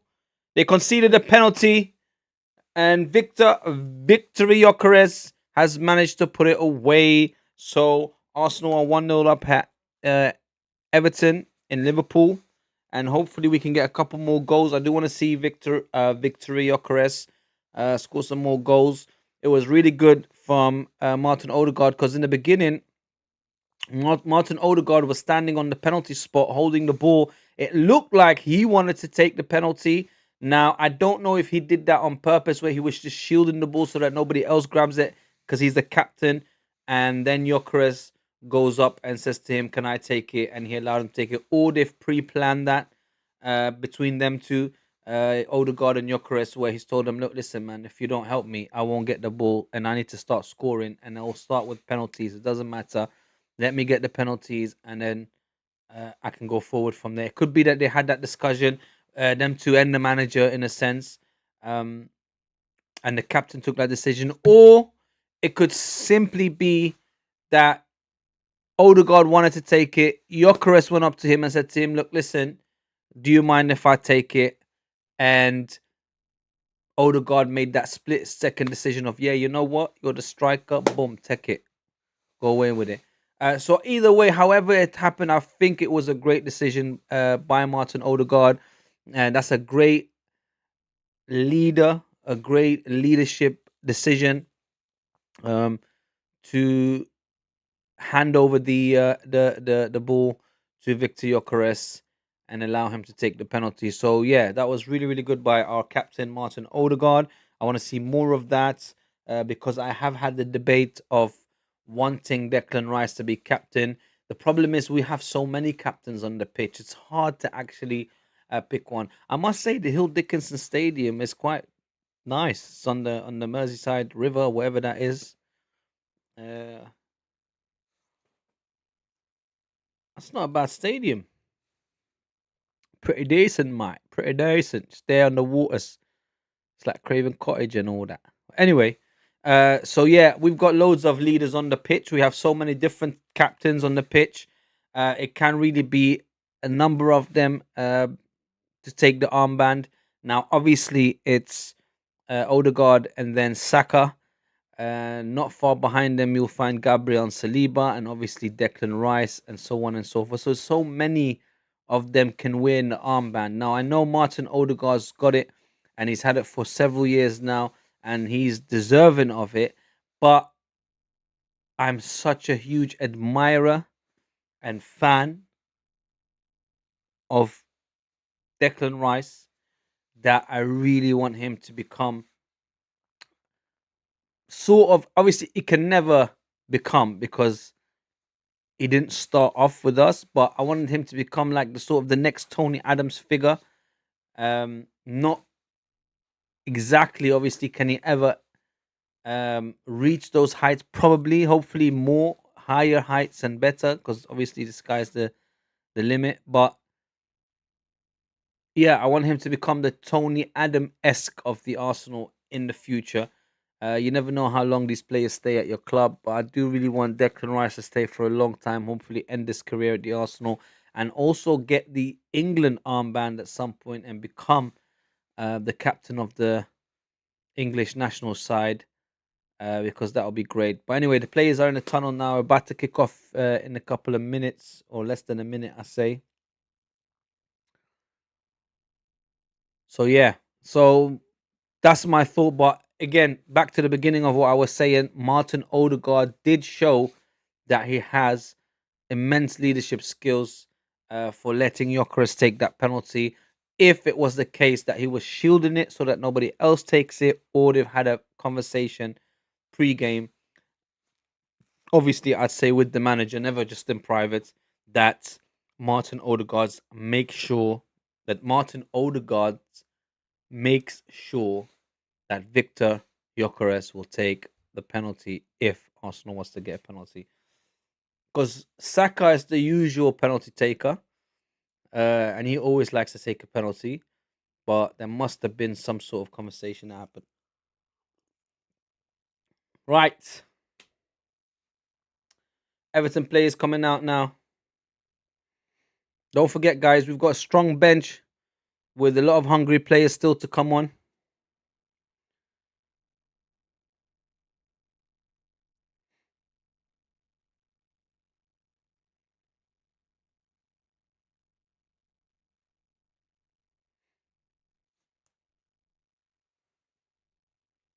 All right, let me get ready for when the whistle blows. Right, so Everton now kicking from left to right and Arsenal from right to left. Let's see what they can do in the next 45 minutes. Like I said, this is a very important game. This is a game where there's a lot at stake. Um, it's a lot at stake because here we go. Because Man City had leaped us early in the day. Obviously, the game hasn't finished yet, but if it stays like this and we get the 3 points, we stay in the top of the league. But earlier in the day, Man City won and they went ahead of us by a point. And if we do drop points here or lose or so whatever, not only do we stay behind Man City, Aston Villa has the chance to equal our points. Sorry, it's just going to be a long throw from O'Brien for Everton now. Do not let them score. Clear it! Clear it! And Nketiah does. It was bouncing in the box. Two Everton players tried to take a shot. I couldn't see who it was, but two different players tried to take a shot, twice get blocked, and then Piero Nketiah. Oh, what now? It's a VAR. What's going on? Don't tell me it's a handball. Someone handballed it. Nah, that can't be a handball. They're trying to say handball on Yuri and Timber. That can't be a handball. Never. I don't think even that even hit his handball. I think that hit Orang Bangham's hand or whatever. Yeah, see, the ref played on straight away. That was never a handball. Get out of town, Charlie Brown.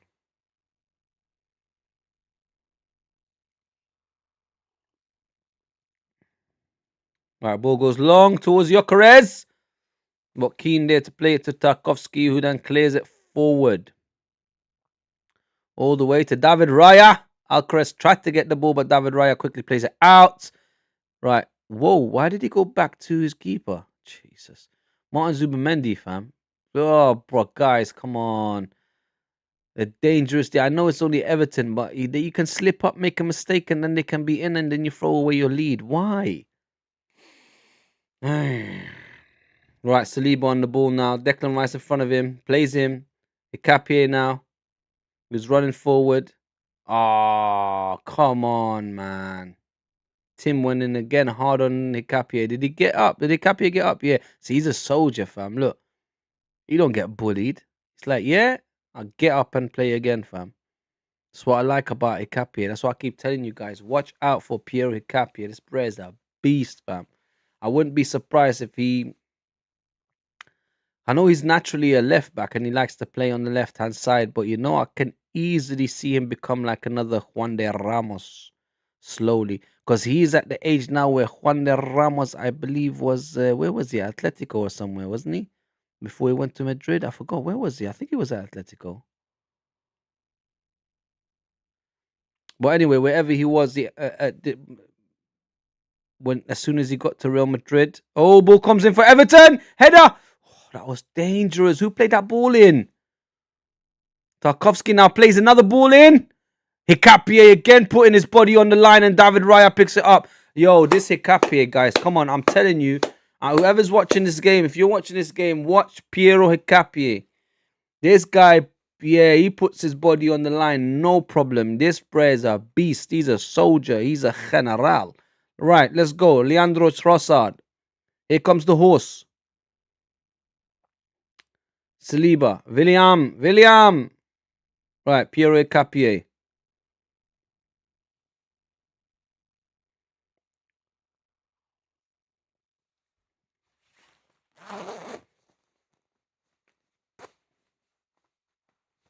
Right, Yuri and Timber now.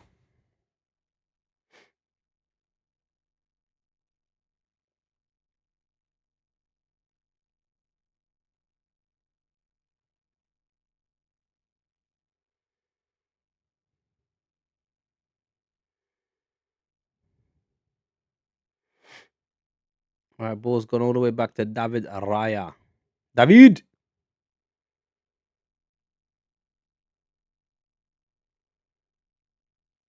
Dawood Raya.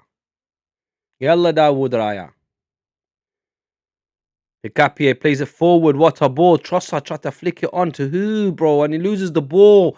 Here come Everton. Looks like Everton is shot into second gear. They're trying to go for it now. Right. Trossard plays an outside of the football to Gyökeres, who's bombing forward now. Victor Gyökeres is looking for Saka. He goes in between two players and can't finish it. Saka's there. Gyökeres! And Pickford gets the ball.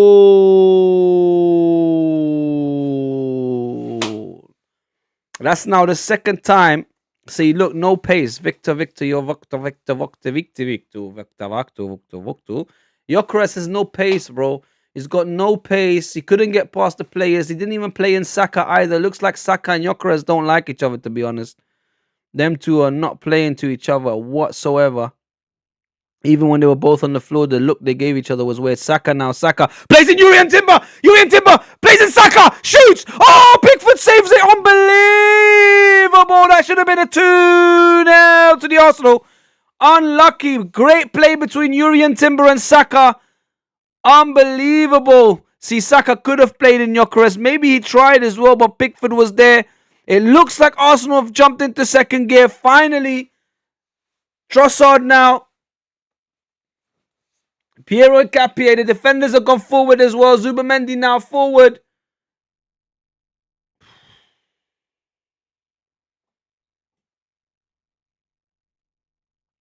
Yeah, there's something not right there, guys. There's something not right between Saka and Gyökeres. I've noticed a lot of this stuff now. Not necessarily that they don't like each other or whatever. Maybe they just don't have a relationship yet, because that was a very weird look they exchanged just now when they both dropped on the floor and couldn't get the goal. Played it! They love to play dangerously. Saliba. Also, the fact that Saka didn't play in... Gyökeres didn't play in Saka when he should have. Oh, my God. Don't tell me he just gave away a penalty.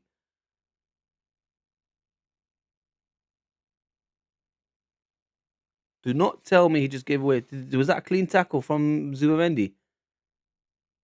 Oh, bro, he gave away a free kick. If that was a little bit further in, that would have been a penalty.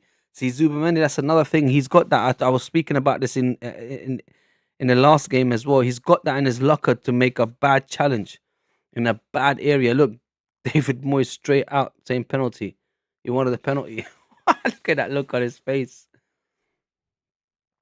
Oh, snap. They didn't even get the free kick. I swear down, I thought it was a free kick. They didn't even get that. It's a goal kick straight for the Arsenal. I don't know what happened there. It looked like a free kick. Anyway, but as I was saying, yeah, it's very strange.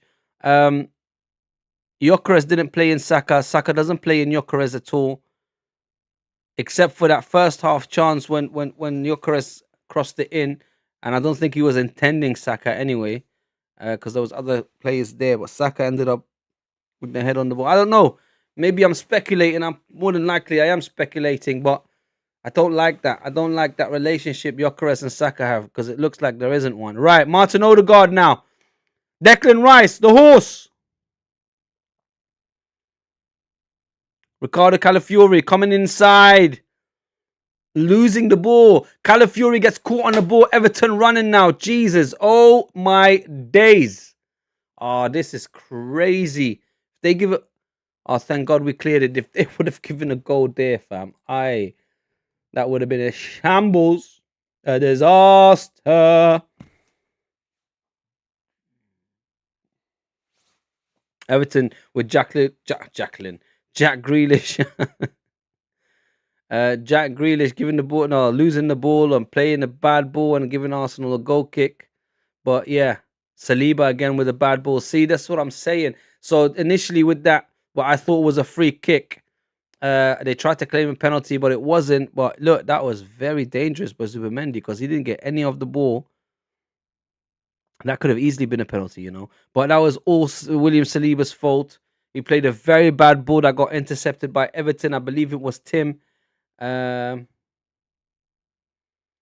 Bangum, or whatever his name is. Tim Urun Bangum. Anyway, he intercepted it, played it in towards Barry, and then Zubimendi had to make a very bad challenge. But it started off with William Saliba losing the ball, so it wasn't really what's his name's fault. It's an Arsenal throw in now. But I've seen now several times they made a few bad decisions. Calafiori just now getting caught on the ball. Obviously, look, listen, you're gonna make mistakes in a game. You're just trying to have to minimize this and make it as little as possible. So hopefully they've gotten their mistakes out of the way now. They can move on. They can go jump back into second and third gear. Sorry guys, I got a severe pain in my forearm. I don't know what it is since I come back from work. It's really been hurting me. Anyway, Trossard now clears it forward. Tarkovsky heads it forward and Declan Rice back and Trossard plays it out. Mikel Arteta not happy, trying to lift the energy of the players.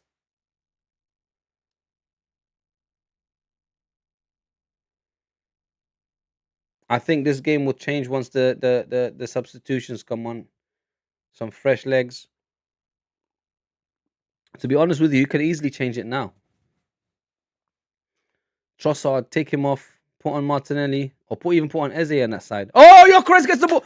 What? Oh my God! Jurriën Timber just got fouled. Well, didn't he committed the foul? Did Gyökeres just get a yellow card for kicking the ball away? Don't tell me he got a yellow card for that. What a waste, man. What a stupid yellow card to concede, honestly. That's the stupidest yellow card ever.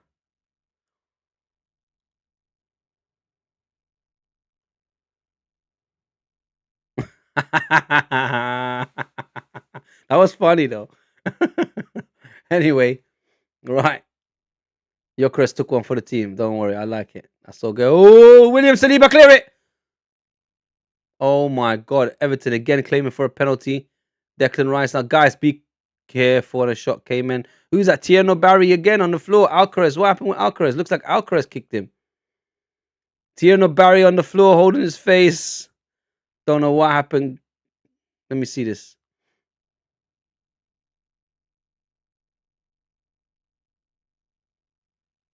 What the hell was that? Tierno Barry kicks Saliba. He kicks Saliba. Oh no, Saliba kicks him in the back of the heel. They both go for a 50-50 ball.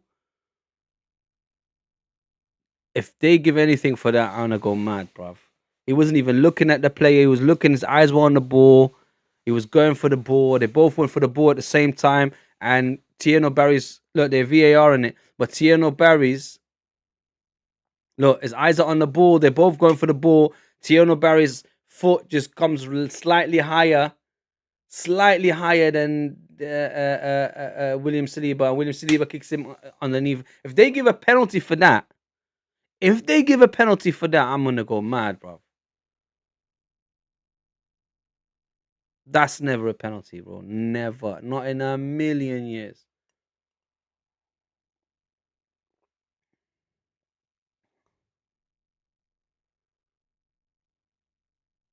Zubendi's laughing. He's like, what are they doing, bro? He didn't just get shot, fam. Look, he's going like, what's going on here? I like Zubimendi, bro. He's funny. The way Barry went down as well, that's ridiculous. And furthermore, Tierno Barry was holding on to William Saliba's hand. They're still replaying it, you know. I don't know if the commentators are talking about it or what. Is Jack Grealish's reaction? Jack Grealish went on like my man shot him, bro. Like, calm down, bruv. Right, anyway, game started again. David Raya plays it to Hikapié. Yeah, bring it forward, bro. You got time, you got space. Just bring it forward. William Saliba now. Back to Hikapié. He's got Calafiori right there. Is he going to play him? No, he plays in Rice. No, he doesn't. Yeah, he does play in Rice. Oh, Zubimendi. Right, Trossard. Oh, Trossard gets the ball back. O'Brien there, though. McNeil, yes, throw in for the Arsenal. Let's go. Long throw, guys. Long throw. Oh no. Ref gives it to Everton. All right. Whatever. Swear down, I thought it was an Arsenal throw. Sensoon90 says, come on, Arsenal 2-0, I'm predicting. All right. That's realistic. That's doable. Free kick for the Everton. I'm still hoping Gyökeres gets a hat-trick. He needs to get a hat-trick at some point. In some game, he needs to get 3 goals, man. Like, come on. Anyway, we're coming up to the hour mark. Changes are going to happen soon. I'm sure Everton's going to make changes. But I know for definite Mikel Arteta is going to make some changes coming up. Guys, I don't know what happened, but my arm is really hurting me.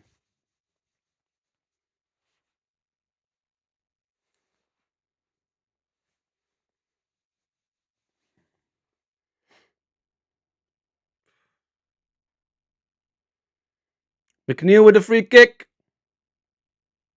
And David Raya.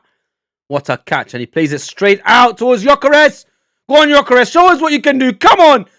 Oh, my God. And he loses it again. My God. This is what I'm saying. It's just not going to happen for him, man. He just doesn't have it. He doesn't have it. He doesn't have it in him, mate. He can't get away from the defenders. He doesn't have any pace. He looks like an absolute sausage right now. Honestly. Honestly, man. Like, he's not even showing flashes of, yeah, you know what? They're defending well against me, but let me show you a flash of what I can do every now and then. No, it's none of that. We had one moment like that in 2 games, in the last 2 games. Against Wolves, he had that one moment where he was on the turn and he got away from the defender and got a shot off and made the goalkeeper work. Other than that, I haven't seen him make a goalkeeper work in a very long time, man. And I'm not even counting the penalties. Here we come. Arsenal play it. Declan Rice played it to Urian Timber, who gets the ball taken away from him from Keane. Was the throw for the Arsenal. Comes in quickly. Saka now. Saka plays it to the side to Trossard. Trossard on the right hand side, on the left hand side. Sorry, what I'm talking. Comes inside. Crosses it in to Timber. Crosses it back in. Still with Timber. Looking for Gyökeres, but look like Tarkowski heads it out. Now Mikalenko plays it to Grealish on the side. Grealish still at the back now. Kicks it forward. Looking for Tierno. Couldn't get to him now. Declan Rice bombing forward. Declan Rice going to the byline now. Plays in. Saka shoots! Saka shoots, but it gets blocked by Kino. Grealish on the ball now. Everton pinned down in their own box, but they clear it. Only as far as Martin Odegaard, who plays in Zubimendi, and I'm back to Saliba. We're keeping possession very well. Odegaard now. It's got Yuri and Timber right there on the line. Is he going to go to the byline? No, he goes back to Martin Odegaard, who crosses it. No, he doesn't cross it. He plays it, squares it to Calafiori. Calafiori to Zubimendi. Leandro Trossard now. He's got Calafiori on the overlap. Doesn't play him. Comes inside. Plays in Martin Odegaard, who gives it back to Trossard. They're meters away from the Everton box. They cannot penetrate right now. Everton are impregnable at the moment. Right, Leandro Trossard, Declan Rice, Calafiori, Piero Capier now. They had to go all the way back, man. From a great attack, they had to go all the way back. So I mean, right, Declan Rice plays it all the way to William Saliba. They're trying to open up the pitch now. They're looking for the spaces. Yuri and Timber. Martin Zubimendi with a bad ball, and he gives it away, and it goes out for an Everton throw. He tried to look for Saka, but that was a bad ball. He knows that was a bad ball. He can't even blame Saka for that one. That was just a bad pass. Right, Everton are getting ready. Yes! Gabriel Jesus! He looks like a proper striker now. Come on, man.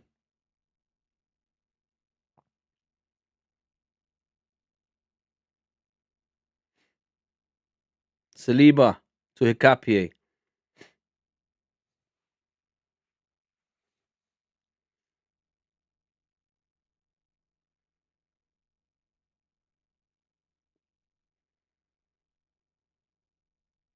Odegaard. Saka. Timber. Odegaard. Rice. Baby. Trossard. Oh, and he hits the post. My God, Leandro Trossard. How did you miss that? What a great piece of play by the Arsenal. It came from the right hand side. Timber to Odegaard, and Rice could have shot himself. Didn't. Played it to Trossard. Opened up his body. Thierry Henry-esque type of shot. Couldn't finish it. Hits the inside of the post, does it, or the outside of the post? No, straight smack bang in the middle of the post, and it goes out, and nobody is on the end of it. Leandro Trossard so close. Millimeters away.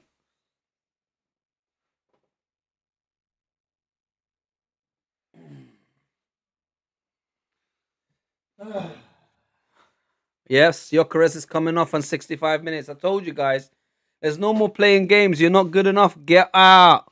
Give the next man a chance. Unlucky. Gabriel Jesus on the pitch now. Look, Gyökeres is just simply not doing it. Tierno Barry coming off as well for Everton. Look, I don't blame Mikel Arteta. He didn't even hug him off when he came off or anything like that. He probably walked up to him afterwards to shake his hand. But Beto coming on now for Everton. But I'm telling you, man, people are getting frustrated with Gyökeres, even Mikel Arteta. Because, okay, forget the fact that you're not scoring. You're not even showing us. You're literally a waste of space on the pitch at the moment. Literally, man. If we had a striker with a bit of pace, I think, I'm telling you, would have had way more goals in a lot of different games. I'm telling you.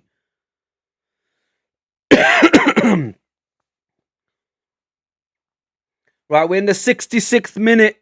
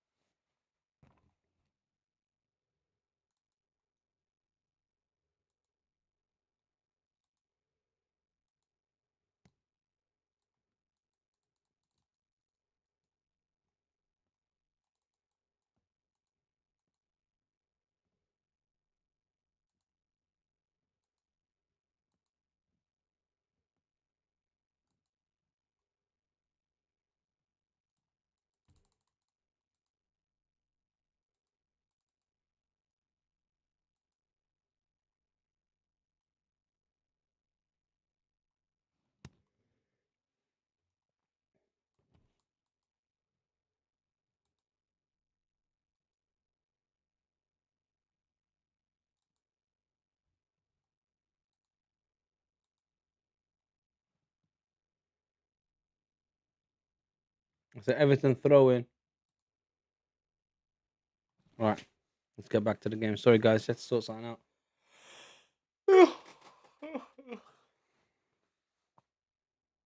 Right, ball goes all the way from the Everton throw in back to Pickford to David Raya.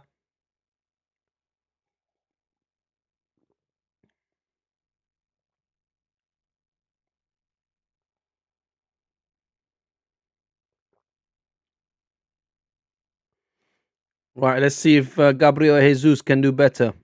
See, already he's showing more energy than Victor Gyökeres. Already. I know he's fresh legs, but I didn't see Victor Gyökeres do that in the first half either. As soon as the game started. He's putting himself about. Exactly what Ian Wright was saying in the overlap the other day about Gyökeres as well, or about any striker. If you're in that kind of form, you got to put yourself about. And look at Gabriel Jesus, Martin Zubimendi. Oh, he hits the post. That's offside, unlucky. That would have been another goal. We hit the woodwork again for the second time. This time, Martin Zubimendi, Saka on the right-hand side, plays it to Odegaard. Apparently, he was offside. Who plays it back to Zubimendi, who hits the post. And then it goes back to Odegaard and the flag goes up. But what a shot by Zubimendi. Unlucky, unlucky, unlucky. Right. We're knocking on heaven's door right now.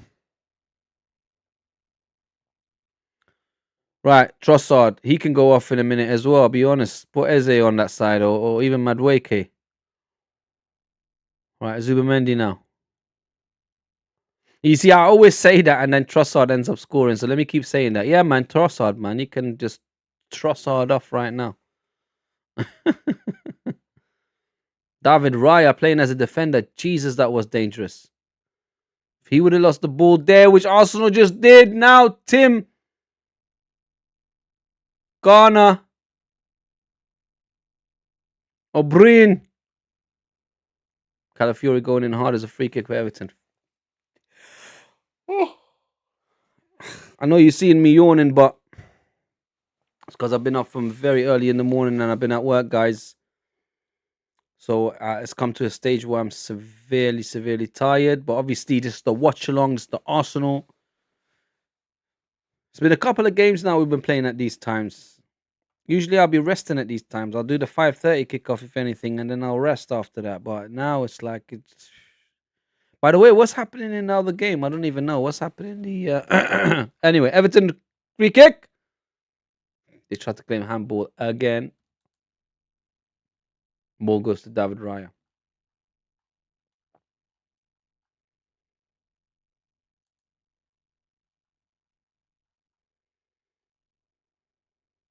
Oh! Oh! Hold on. Declan Rice! Saka! Back to Deckers. Oh, unlucky. Back heel to Declan, but it's gone as far as Trossard now. Trossard back to Calafiori. Arsenal piling the pressure on Everton now. It looks like they really want the second goal. Here comes Julian Timber. Gabriel Jesus. Odegaard. Try to play Jesus.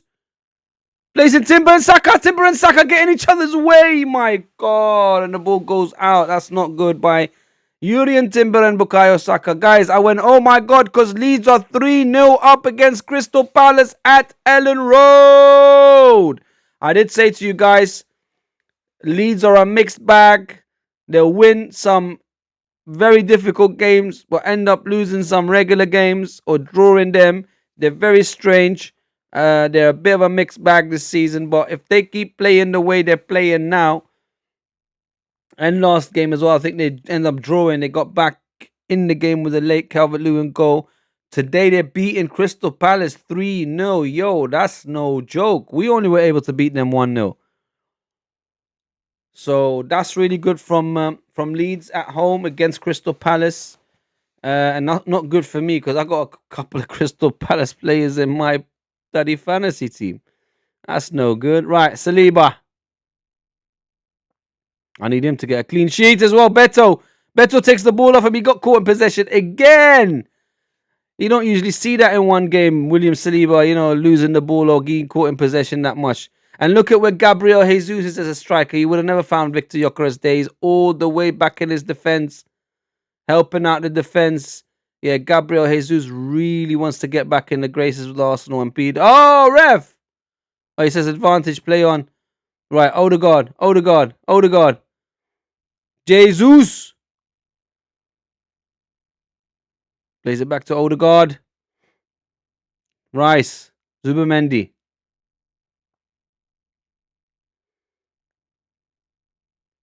Jesus. Calafiori. Rice. Jesus. Oh, Jesus gets caught on the ball and gets tackled and goes down. Don't tell me he's injured again. He gets up quickly. He doesn't care this time. I think Mikel Arteta told him, don't be going down and staying down too long. Right. Hikapié loses the ball. Goes out for a throw.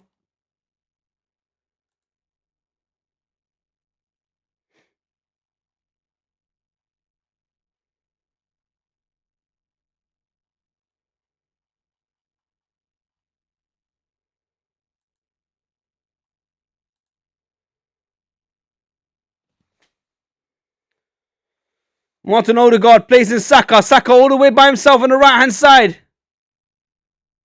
Keane there with him now. Saka shoots, but it goes out for a corner for the Arsenal, surely. Oh, what? Goal kick. How?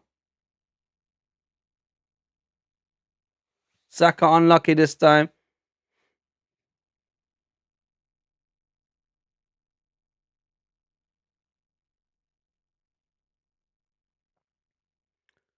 Looks like the ball came off Saka and it's a goal kick.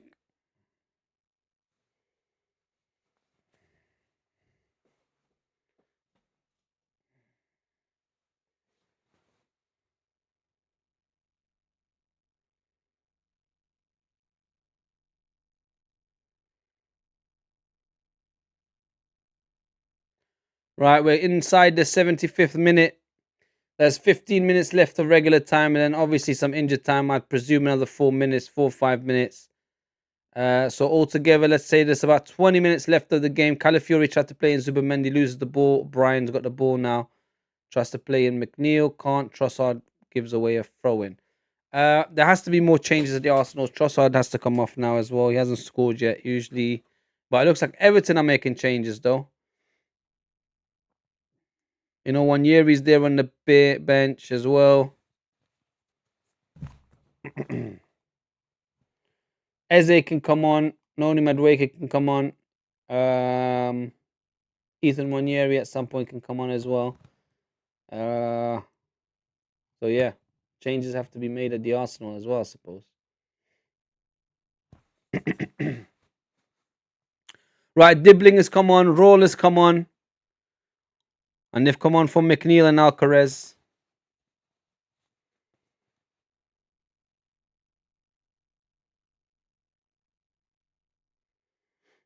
Right, Odegaard chasing now. Putting pressure on the Everton defender Keane.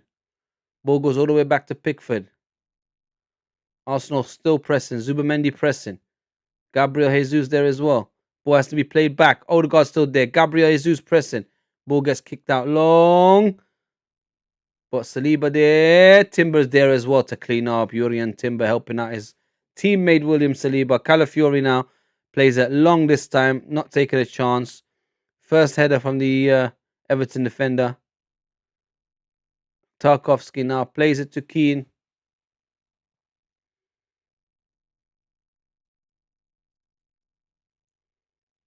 Tarkowski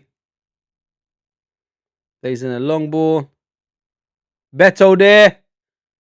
Saliba and Beto fighting. Zubimendi has to get it. That's very dangerous because William Saliba, what he's doing is he if he keeps doing what he's doing, he'll end up giving them a bloody penalty, man. And we're not far towards the end of the game. That's why we need another goal. That's why I said 2 goals. I don't think they'll come back from it. 3 goals, definitely not. But 2 goals, I think, is too much for them. But 1 goal, they can easily end up drawing this game with us. And that's what always happens. It used to happen to us at Goodison Park. I remember when Sean Dyche first came back in and they had that managerial bounce and they were losing everything. And then we rocked up at the thingy. We rocked up at Goodison Park and they ended up drawing, scoring a goal in the last minutes after we were 1-0 up. So this is a very dangerous scoreline. Same thing happened with Wolves. We were 1-0 for a long time. They ended up getting the header in the last minute and then we had to wait for another own goal for the ball. For us to take the win out of the game. So again, guys, this is not a good scoreline. This is very dangerous. Here comes Everton, but David Raya grabs it. Again, my palms are sweaty, my knees weak, arms are heavy. Vomit on my sweater. It's my wife's spaghetti. Oh no, I didn't spill it. I ate it. But yeah, anyway, guys, I'm getting nervous again. It was all fun and games in the first half, but now that we're this deep into the second half, we need to get the second goal ASAP. ASAP. Because this is dangerous. We're playing dangerous. Look. At 1-0, they're playing pass the parcel with the goalkeeper. David Raya, my God, man. They literally trying to play with fire. Why? You're not in a situation to do that. You're not 3-4-0 up. You're only 1-0 up. Why are you playing in front of your goal? Playing past the parcel in front of your goal. Like, I don't understand.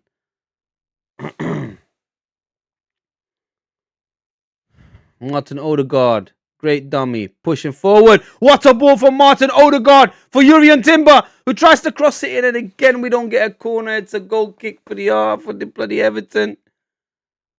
Unlucky. Jurriën Timber tried to cross it in. Mikalenko there. What a block. And from his block, it bounces. What a block from Mikalenko. I must say, yo, that was a tackle and a half. Blocked by Mikalenko. Here we go. Martinelli about to come on. Blocked by Mikalenko. I told you Trossard can Trossard off. He hit the woodwork today. He should have been a goal, man. He missed a sitter, bro, and you can't miss chances like that.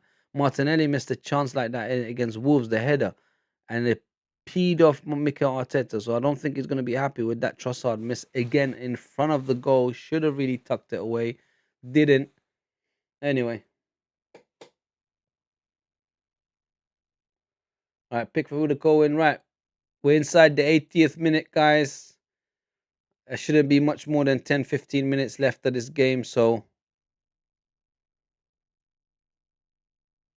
Everton are going for it, guys. I'll be honest. Saka now. Saka on the turn. Turns around. Plays it back to Odegaard. No. Rice slides in. My God. It was a 50-50 sliding tackle from bloody Declan Rice and what's his name? That kid that come on. I forgot his name now. Right. Martinelli on the ball.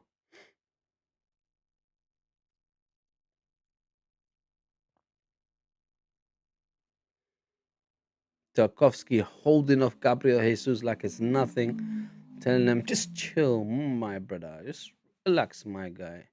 Just literally holding him off like.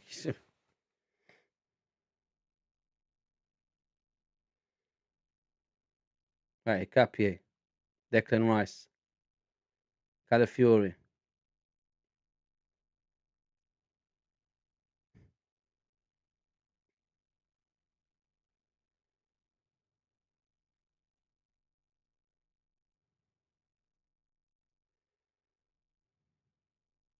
David Raya with a bad, but I don't understand. Like, stop with this playing at the back, man. Like, why? Like, what? Why are they doing that? Like, what is that all about? Like, they literally just gave away a free kick a throw in a dangerous area because of some pure stupidity between the defenders and the goalkeeper. I don't understand it. You're only 1-0 up. If this is a goal now, I blame David Raya. I swear down. Calafiori clears it.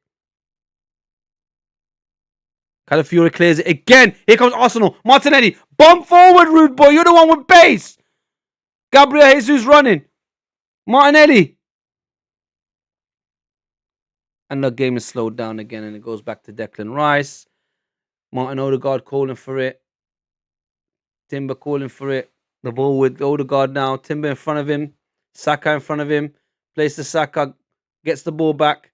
Plays it back to Saka. And the ball goes all the way back to William Saliba and Pierre Capier. Back, back, forward, forward, back, back. What's that Wu-Tang song again? Back, back, forward. It's gravel pit, isn't it? Back, back, forward, forward, back. This is the gravel pit. I listen, man. I'm telling you, oh God, man. This is not right. I know the old adage of 1-0 to the Arsenal, and we used to love singing that back in the days, early 90s and all that. But this is dangerous, bro. We can't be trying to play 1-0 to the Arsenal, bro. That can't be our anthem this season, family. It can't.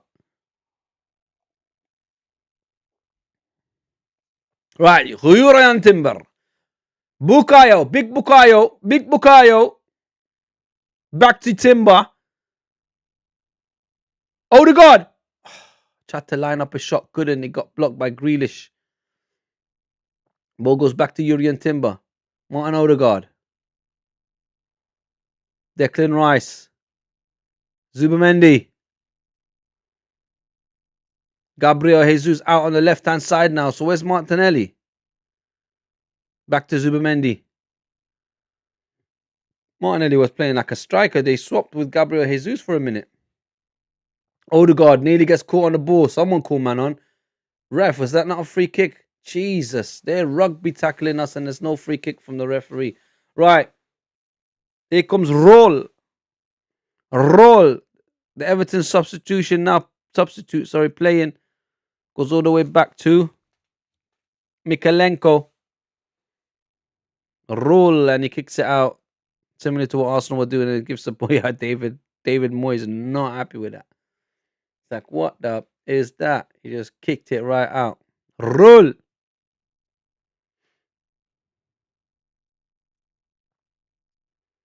Yuri and Timber now.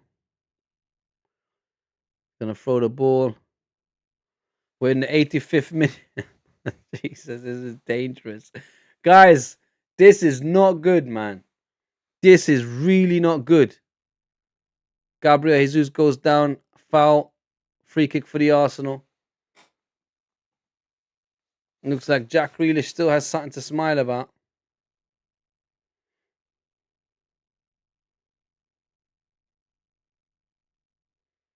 Yo, the whole Arsenal coaching staff, including manager, just huddled up. Mika Marino's coming on. Yo, what's going on? Something happened there. Yo, they had the meeting at the round table or something. They all huddled up right there. And then Mika Marino looks back and looks at. I mean, Mika Arteta looks back at Marino and says, "Yeah, you come up."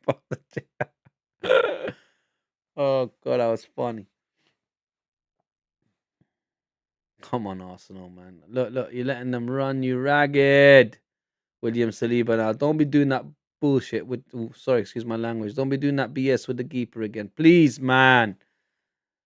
Goes back to David Raya. Look, Piero Capiere. That's it. It's clear. Yeah, you do. You know what to do, Piero. You don't play them games. That's it. Oh, he still plays it to Calafiori. Piero, play it back to Raya now. That's it. Clear it, Raya. Clear it, Raya. Don't play games. That's it.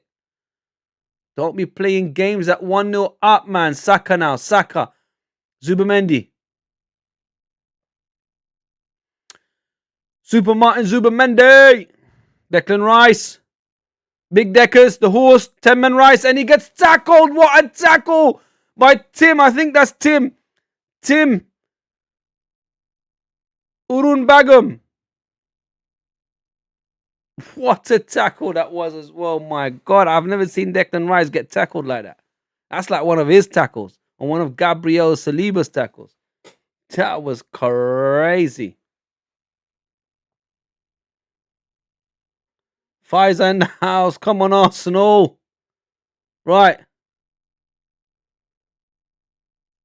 David Raya kicks it long. Declan Rice. 10-man Rice. Martin Odegaard plays it to Saka. Saka on the right-hand side now. He's got Gabriel Jesus with him coming into the box. Martinelli into the box. Saka in the box. Saka. Free kick. Penalty. Something. Anything. And he gives a corner. What? What? Surely he gets fouled right there. Mikalenko's holding on to him like, Joe, what's going on? And then Kino comes on. Oh, no. Saka, you left your foot trailing, son. That was too obvious. Keane went for the sliding tackle. Saka left his foot trailing on purpose to try and get contact. The ref obviously didn't buy it. A big hand for the Arsenal away support. Well done, guys. Well done. Wish I was there with you. Right, Mikel Merino about to come on. Martin Odegaard comes off, so he's taking the midfielder off. Well, Mikel Merino technically is also a midfielder, but he's very good up front as well.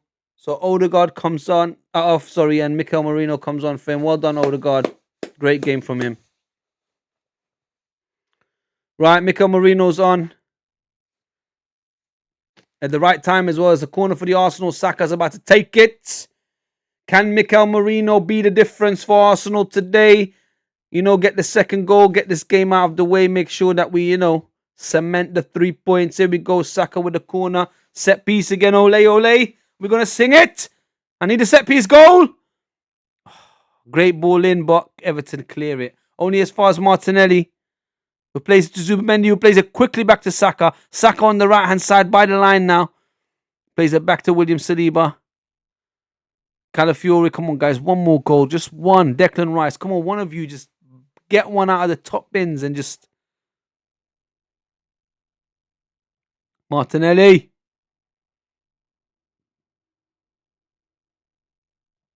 That's the all go all the way back to Hikapi. My God.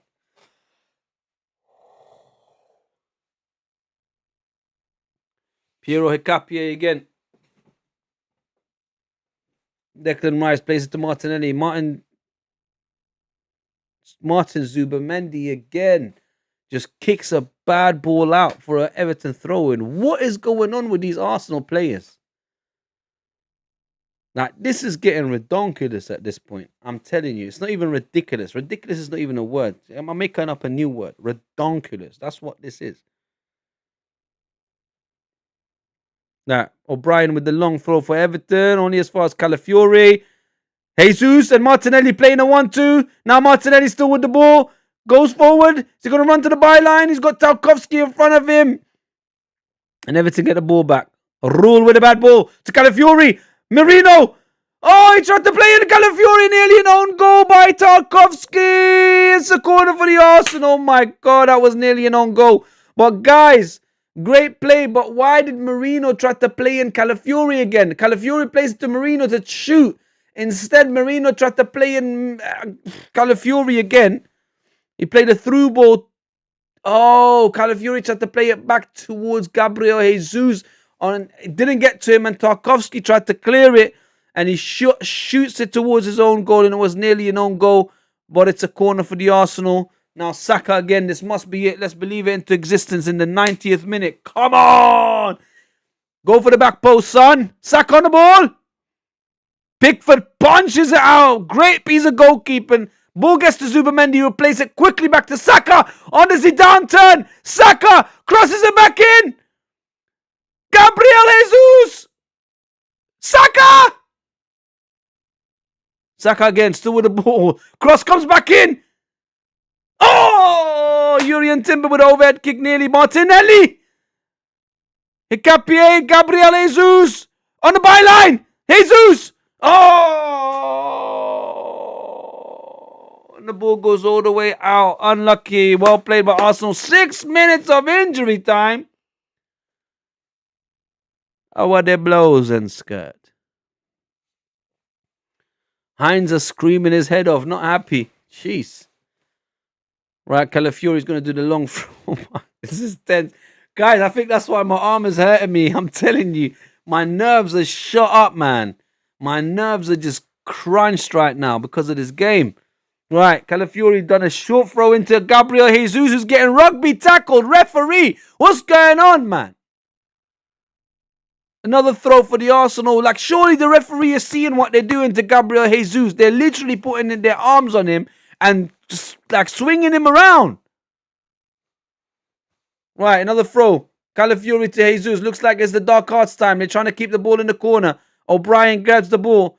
It's another throw-in for the Arsenal. Well played by Calafiori and Ricardo Calafiori.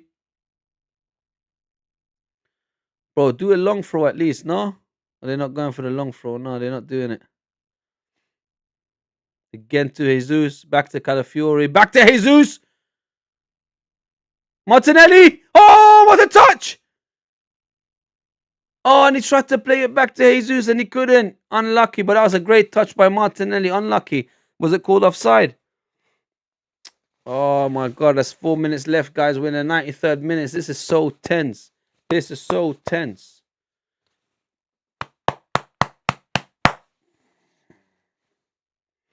Pickford now with the goal kick.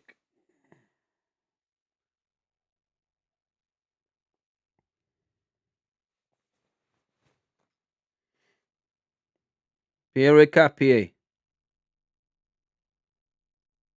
Tarkowski. Right, O'Brien's going to take the throw. Everton is still going for this. Bro, if they get a goal in the next 2 minutes. What a tackle from him, Capier again. I'm telling you, fam. Piero Capier. I wouldn't be surprised if he takes over from Saliba and it becomes a Gabriel and Capier partnership. If he signs permanently for the Arsenal. Martin Zubamendi with a bad kick, but David right there. Oh my God, man. You're going to give me a heart attack. Right, Gabriel Jesus holds up the ball. I'm telling you, Gabriel Jesus, since he's come on, has probably had more touches on the ball than Victor Gyökeres. And he's only played like 20 minutes. That can't be good. I'm telling you, fam. That can't be good, man. Right, Declan Rice plays it again to Gabriel Jesus. Look, he's everywhere. He puts himself about, like Ian Wright said. That's what you got to do as a striker. You got to put yourself about. Declan Rice running to the byline. Holding up the ball, holding up the ball, holding up the ball. Plays it back. Calafiori, Gabriel Jesus, Calafiori, 1-2. Unlucky. Everton get the ball back. Roll. Plays it to Mikel Merino. Mikel Merino now. Come on, fresh legs, boy. Calafiori, Zubamendi. Plays it again to Mika Marino. Man on. Controls it on his chest. And loses the ball. Gets caught in possession. My God, man. It's 2 minutes of this game left. There's 2 minutes. Pfizer says it's a very interesting game. It is a very interesting game, but we need to win.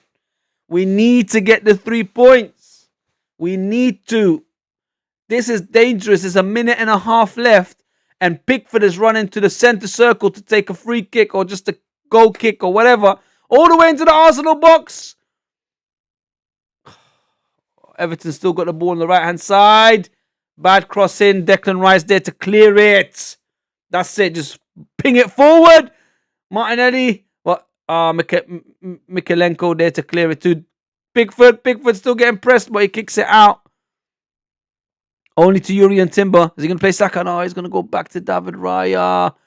Don't do something stupid. There's 1 minute left. He looks for Saka. Guys, you should just calm the ball down and keep possession for a minute. That's all you need to do. Keep possession for a minute. Jack Grealish gets fouled. It's a free kick. Saka fouls Jack Grealish for no reason whatsoever. Why give a foul away there? Yo, there's like 30 seconds left in this game, fam. And they're going to bung this ball forward. Woosa. There is less than 30 seconds in this game. Arsenal, if you guys give Everton a goal right now, it's literally... Oh my God. Free kick comes in. Clear it. Well done, Piero Hincapié again. Again, Piero Hincapié. Oi. Martinelli tried to close it down. The ball goes all the way back to Pickford. Pickford playing literally as a midfielder. If any Arsenal player gets the ball right now, oh my God, Pickford just played it all the way into the Arsenal box. Calafiori, somebody shoot from there. And the game's done. Arsenal win. Yes, we got the 3 points. Yes. Come on, that was tense, guys. Look, my hands are sweating. I was super nervous. I was so nervous. I was having nerve pain in my arm. I'm telling you guys, I got pain in my arm because of the nerves. I keep clenching my jaws. Anyway, Arsenal win. Victor Gyökeres got the penalty, scored the penalty, but this game was not about him. I'll be honest, he got subbed around the hour mark, deservedly so. He could have been subbed off even at halftime. It was nowhere near anything that we need. Gabriel Jesus came on. And Gabriel Jesus, I believe, has had even more touches and had more parts of this game, played better in this game than the whole time Victor Gyökeres was on the bench. So I'm hoping Gabriel Jesus is going to start soon. He's going to become the main striker. And hopefully he's going to get all the goals for the Arsenal, because it just doesn't look like it's going to click for Victor Gyökeres. I'm over the hype. Even when he scored, I was going to put my arms on. I thought, nah, he's not deserving of that anymore. Unless he goes on to like a crazy run and he scores 1-2 goals every game, similar to Haaland, then that celebration is a no-go for me. I'm not doing it anymore. I'm over the hype. I'm over the Victor Gyökeres bit. But well done, Arsenal. Well done, Arsenal. I'm so happy. We are top of the league at Christmas. Yes, we don't get a trophy for that. Yes, it's too early to celebrate, but let me tell you something. All we can do is play what's in front of us and collect the 3 points. We just need to keep winning. Today was very dangerous. I told you Everton could easily be a banana skin game, a slip up. You lose the points. Man City go ahead. Aston Villa catch you up, and it's a shambles, right? Victor Gyökeres looks like an absolute sausage, but Arsenal got the 3 points. He scored a goal. And let's move on from there, and hopefully he can do better in the next game. The Arsenal players now going up to the corner with the Arsenal fans. And I like the fact that Everton did what Arsenal did and just put the away fans in one corner, but all the way from front to back. Instead of like what's in St. James Park and other places, they tuck you away at the top, and, you know, it's not enjoyable. So I'm happy for the Arsenal fans, the ones that went away for this game. They got the 3 points. They got the wins. Well done, guys. And they're very deserving. Saliba had a mixed game. I wouldn't say one of his best games, but still did a job. Clean sheet. That's the most important thing. Him and his partner, Piero Hincapié, obviously. Everyone across the team did quite well, except for Victor Gyökeres, I'll be honest with you. So it's hard to pick a particular player for man of the match. I don't know who they're going to give man of the match to. Usually they either give it to the goal scorer or whoever, but Victor Gyökeres is definitely not man of the match. Odegaard could possibly get it. Um, Piero Hicapie can obviously definitely get it. Saka had an alright game. I feel like Piero Hicapie had a fantastic game. I would want him to see him get a man of the match. Well, Rice had a pretty decent game. Zubamendi had a decent game, other than getting caught in possession and losing the ball here and there. Who else? Who else? Who else? Declan Rice, Zubamendi, Odegaard, Trossard, absolute shambles. Gyökeres, absolute shambles.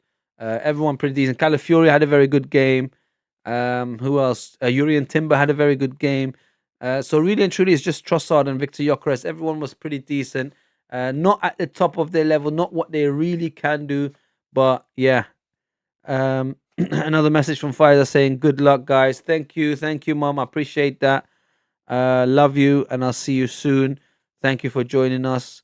That's my mom, guys.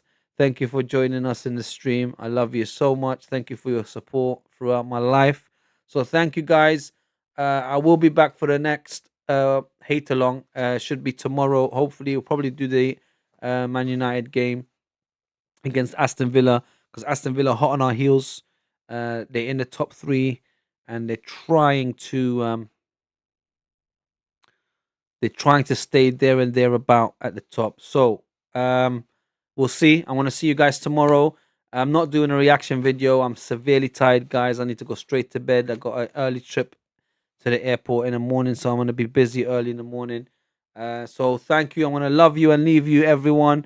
Thank you for being here. Thank you for supporting. Obviously, subscribe, like, remix, repost, all of that, all of that, all of that. Arsenal 39 points at the top of the league at Christmas. Man City with 37 points behind us, or 2 points behind us. Aston Villa, hopefully they draw or lose to Man United. I prefer them to lose. But then Man United go up above Sunderland. At the bottom, Wolves, Burnley, West Ham. I still think West Ham have enough to get out. The thing is, they are starting to fall behind now. They're 5 points behind Nottingham Forest, and they got a game in hand. Forest, I think they're playing tomorrow or Monday. Sorry, Monday. So it's looking a peak for West Ham. But I still think they got a good enough manager, and they may just about have enough come the end of the season. But that just means that either Leeds or somebody else, because I don't see Nottingham Forest go down. But we'll see. Anyway, guys, thank you for joining me today. I'll see you guys tomorrow. And yeah, good luck with everything. And thank you for joining me. And yeah, adios, Sami.